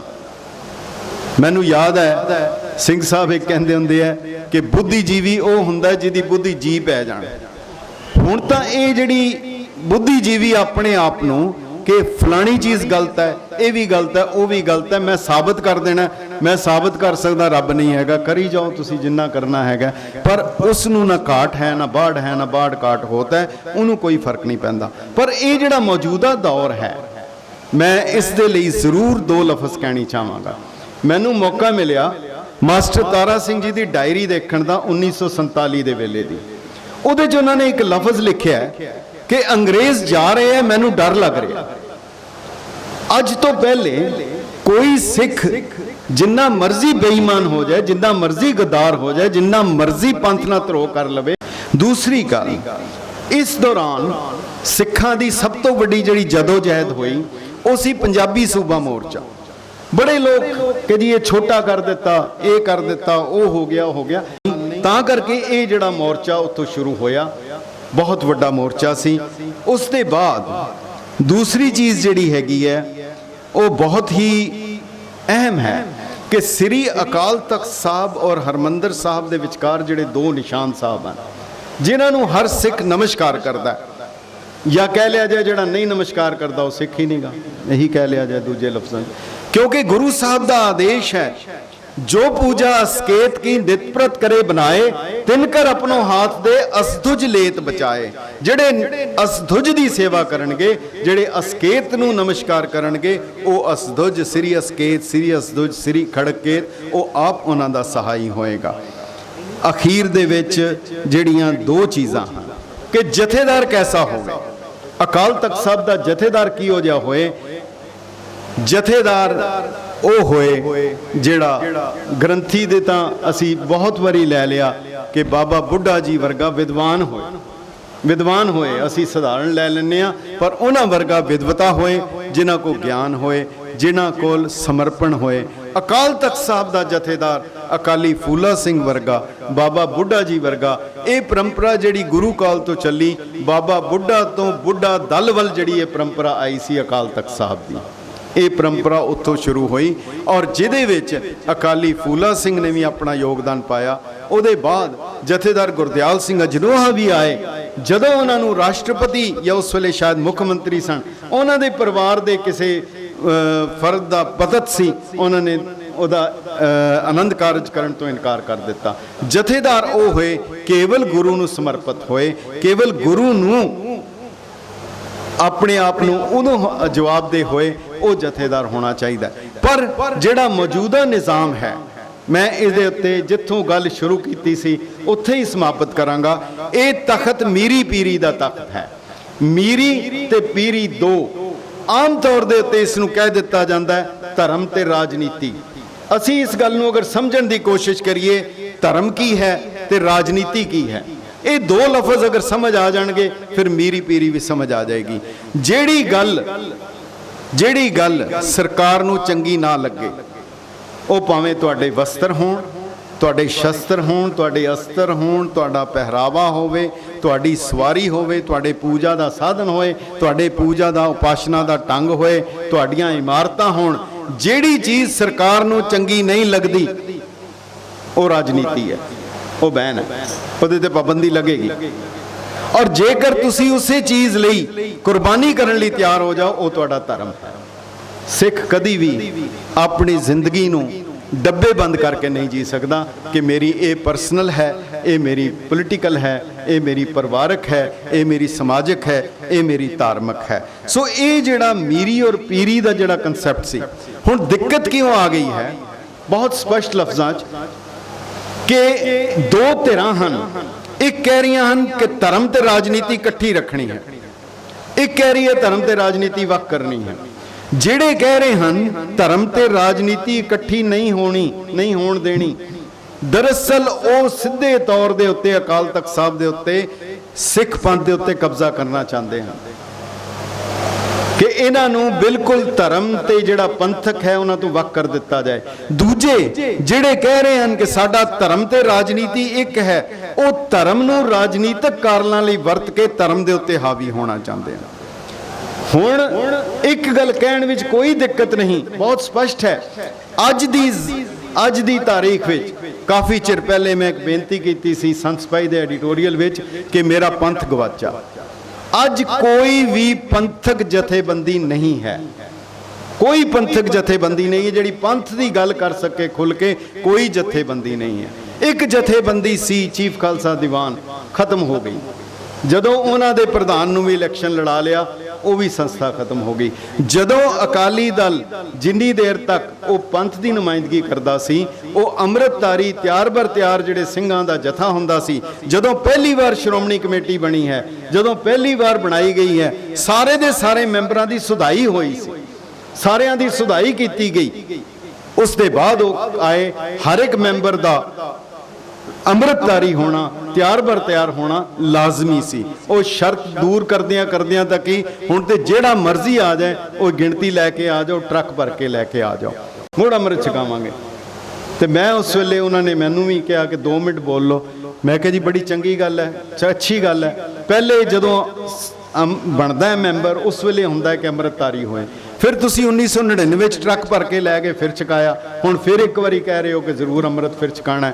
ਮੈਨੂੰ ਉਹ ਗੱਲ ਯਾਦ ਆ ਰਹੀ ਹੈ, ਮੇਰਾ ਇੱਕ ਮਿੱਤਰ ਕਹਿੰਦਾ ਸੀ ਕਿ ਮੈਂ ਅੰਮ੍ਰਿਤ ਛਕਣ ਗਿਆ, ਉਹ ਸਹੀ ਗੱਲ ਕਹਿ ਰਿਹਾ ਸੀ।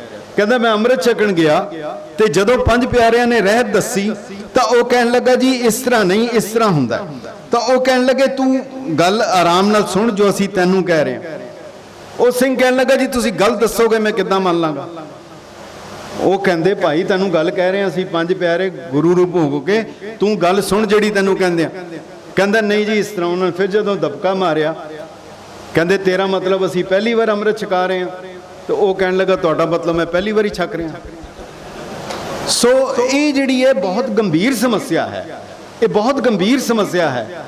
ਅੰਮ੍ਰਿਤ ਨੂੰ ਇਸ ਤਰ੍ਹਾਂ ਸਮਝ ਲਿਆ, ਮੈਨੂੰ ਯਾਦ ਹੈ ਪਟਨਾ ਸਾਹਿਬ ਜਦੋਂ ਇਮਾਰਤ ਦੀ ਨਵੀਂ ਇਮਾਰਤ ਬਣੀ ਤਾਂ ਭਾਈ ਮਾਨ ਸਿੰਘ ਜੀ ਦੱਸਦੇ ਸੀਗੇ ਕਿ ਕਾਫੀ ਵੱਡੀ ਗਿਣਤੀ ਜਿਹੜੀ ਹੈ ਸਿੱਧੀ ਅੰਦਰ ਦਾਖਲ ਹੋ ਗਈ ਤਖਤ ਸਾਹਿਬ ਦੇ, और निकलना बड़ी मुश्किल हुई। तो उन्होंने कहा कि मैं फिर अनाउंस किया कि ये तख्त साहब है, यहाँ पर वो जाए जो तैयार बर तैयार है, जिसके 5 ककार है वही जा सकता है। कहता 1 मिनट सारा खाली हो गया। सो एक तो कोई पंथक जथेबंदी ऐसी नहीं है। और 2 चीज़ां मैं अगर इजाज़त होए तो बहुत ज़रूरी हैं जिहड़ियां मैं कहनियां चाहांगा। सब तो पहली गल तो है कि अकाल तख्त साहब के उत्ते ये बहुत बुनियादी है। अकाल तख्त साहब के उत्ते हमला क्यों होया, क्यों की कारण बनया? दरबार साहब के हमले के बाद श्रोमणी गुरुद्वारा प्रबंधक कमेटी ने भारत सरकार के उत्ते 1000 करोड़ रुपए का मुकदमा दर्ज किया। उस मुकदमे दे विच जथेदार गुरचरण सिंह टोड़ा की दिल्ली हाई कोर्ट दे विच उन्हां दा हल्फिया बयान दर्ज होया, ਜਿਹੜਾ ਵੱਖ-ਵੱਖ ਸਿਟਿੰਗਸ ਦੇ ਵਿੱਚ ਤਕਰੀਬਨ 1 ਸਾਲ ਲੱਗਾ। ਉਹ ਸਾਰਾ ਮੌਜੂਦ ਹੈ, ਉਹ ਸਾਡਾ ਇਤਿਹਾਸ ਹੈ, ਉਹ ਇੱਕ ਬਹੁਤ ਵੱਡਾ ਦਸਤਾਵੇਜ਼ ਹੈ, ਇੱਕ ਡਾਕੂਮੈਂਟ ਹੈ ਜਿਹੜਾ ਕਿ ਉਹ ਦੱਸਦਾ ਹੈ ਕਿ ਸਰਕਾਰੀ ਇਹਦੇ ਤੇ ਕੀ ਸੀ, ਕਿਉਂ ਇਹਨਾਂ ਨੇ ਹਮਲਾ ਕੀਤਾ। ਉਹਦੇ ਵਿੱਚ ਉਹਨਾਂ ਨੇ ਦੱਸਿਆ कि मेरी इंदिरा गांधी ਨਾਲ मुलाकात हुई, उसने ये कहा कि आप अकाल तख्त से मेरे खिलाफ आपने मोर्चा निकाला एमरजेंसी के दौरान। ਕਹਿੰਦੇ ਅਸੀਂ ਕਿਹਾ ਅਸੀਂ ਤੇ ਉੱਥੋਂ ਅਰਦਾਸ ਸਰਬੱਤ ਦੇ ਭਲੇ ਦੀ ਕਰਦੇ ਹਾਂ, ਪਰ ਕਹਿੰਦੇ ਨਹੀਂ ਤੁਸੀਂ ਉੱਥੋਂ ਸਾਡੇ ਲਈ ਜਿਹੜਾ ਹੈ ਮੇਰੇ ਖਿਲਾਫ ਮੋਰਚਾ ਲਾਇਆ। ਸੋ ਸਰਕਾਰ ਦੀ ਮਨਸ਼ਾ ਹੈ ਤੁਸੀਂ ਪੂਜਾ ਪਾਠ ਹੋਏ, ਕੀਰਤਨ ਹੋਏ, ਢਾਡੀ ਹੋਣ, ਜੋ ਮਰਜ਼ੀ ਕਰੋ, ਪਰ ਕਿਸੇ ਕਿਸਮ ਦੀ ਕੋਈ ਪੰਥਕ ਜਾਂ ਹੋਰ ਜਿਹੜੀਆਂ ਗੱਲਾਂ ਗੁਰੂ ਸਾਹਿਬ ਦੀਆਂ ਹਨ ਉਹ ਪੰਥ ਦੇ ਮਸਲੇ ਜਾਂ ਕਿਸੇ ਹੋਰ ਦੇ ਨਹੀਂ ਕਰਨੇ। ਤੇ ਅਖੀਰ ਦੇ ਵਿੱਚ ਇੱਕ ਮੈਨੂੰ ਲੱਗਦਾ ਉਹ ਇੱਕ ਅਖੀਰਲਾ ਮੋਰਚਾ ਸੀ ਜਿਹੜਾ ਪੰਥਕ ਕਾਰਜਾਂ ਲਈ ਲੱਗਾ, ਉਸ ਤੋਂ ਬਾਅਦ ਨਹੀਂ ਲੱਗੇਗਾ। ਇੱਕ ਜ਼ਰੂਰ ਬੇਨਤੀ ਹੈ ਕਿ ਅਕਾਲ ਤਖਤ ਸਾਹਿਬ ਦੀ ਇਮਾਰਤ ਜਿਹੜੀ ਮੌਜੂਦ ਨਹੀਂ ਹੈ, ਉਹਦੇ ਵਿੱਚ ਅਜੇ ਵੀ ਹੱਥ ਉਹਦੇ 'ਚ ਕਾਫੀ ਚਿੱਤਰਕਾਰੀ ਦੇ ਟੁਕੜੇ, ਬਰਲਿਨ ਦੀ ਜਦੋਂ ਦੀਵਾਰ ਗਿਰਾਈ ਗਈ 1999 'ਚ, ਉਹਦੇ ਟੁਕੜੇ ਲੋਕਾਂ ਨੇ ਸਾਂਭ ਕੇ ਲੈਮੀਨੇਟ ਕਰਾ ਕੇ ਸਾਂਭ ਲਏ ਹਨ ਕਿ ਉਹ ਜਿਹੜੇ ਟੁਕੜੇ ਹਨ ਅਜੇ ਬਹੁਤ ਦੇਰ ਨਹੀਂ ਹੋਈ, ਬਹੁਤ ਦੂਰ ਨਹੀਂ ਹੋਈ, ਅਗਰ ਉਹ ਟੁਕੜੇ ਲੱਭ ਕੇ ਸਾਂਭ ਸਕੋ, ਇਹ ਬਹੁਤ ਵੱਡੀ ਸੇਵਾ ਪੰਥ ਦੀ ਹੋਏਗੀ। ਅਖੀਰ ਦੇ ਵਿੱਚ ਮੈਂ ਇੱਕੋ ਗੱਲ ਕਹਿਣੀ ਚਾਹੁੰਦਾ, ਜਿਹੜੀ ਗੁਰੂ ਸਾਹਿਬ ਦੀ ਅਸੀਸ ਵੀ ਹੈ, ਜਿਹੜੀ ਸਾਡੀ ਸਾਰਾ ਕੁਝ ਉਸ ਦੇ ਵਿੱਚ ਆ ਜਾਂਦਾ ਹੈ ਕਿ ਨਿਸ਼ਾਨ ਸਾਹਿਬ ਦੀ ਸ਼ਾਨ ਹੈ ਕਹਿੰਦੀ, ਸਿੰਘਾਂ ਦੀ ਕਿਰਪਾਨ ਹੈ ਕਹਿੰਦੀ, ਸੰਗਤ ਕਰਕੇ ਮਾਣ ਹੈ ਕਹਿੰਦੀ, ਕਿ ਜੋ ਬੋਲੇ ਸੋ ਹੋਵੇ ਨਿਹਾਲ, ਪੰਥ ਦਾ ਰਾਖਾ ਪੁਰਖ ਅਕਾਲ, ਸਿੱਖ ਦੀ ਹਸਤੀ ਪੰਥ ਦੇ ਨਾਲ, ਪੰਥ ਜਿਵੇਂ ਗੁਰੂ ਗ੍ਰੰਥ ਦੇ ਨਾਲ, ਜੋ ਬੋਲੇ ਸੋ ਹੋਵੇ ਨਿਹਾਲ। ਹੋਈਆਂ ਭੁੱਲਾਂ ਚੁੱਕਾਂ ਦੇ ਖਿਮਾ। ਆਪ ਦਾ ਬਹੁਤ ਧੰਨਵਾਦ ਸਮਾਂ ਦੇਣ ਲਈ ਔਰ ਹਾਜ਼ਰੀ ਭਰਨ ਲਈ। ਵਾਹਿਗੁਰੂ ਜੀ ਕਾ ਖਾਲਸਾ, ਵਾਹਿਗੁਰੂ ਜੀ ਕੀ ਫਤਿਹ।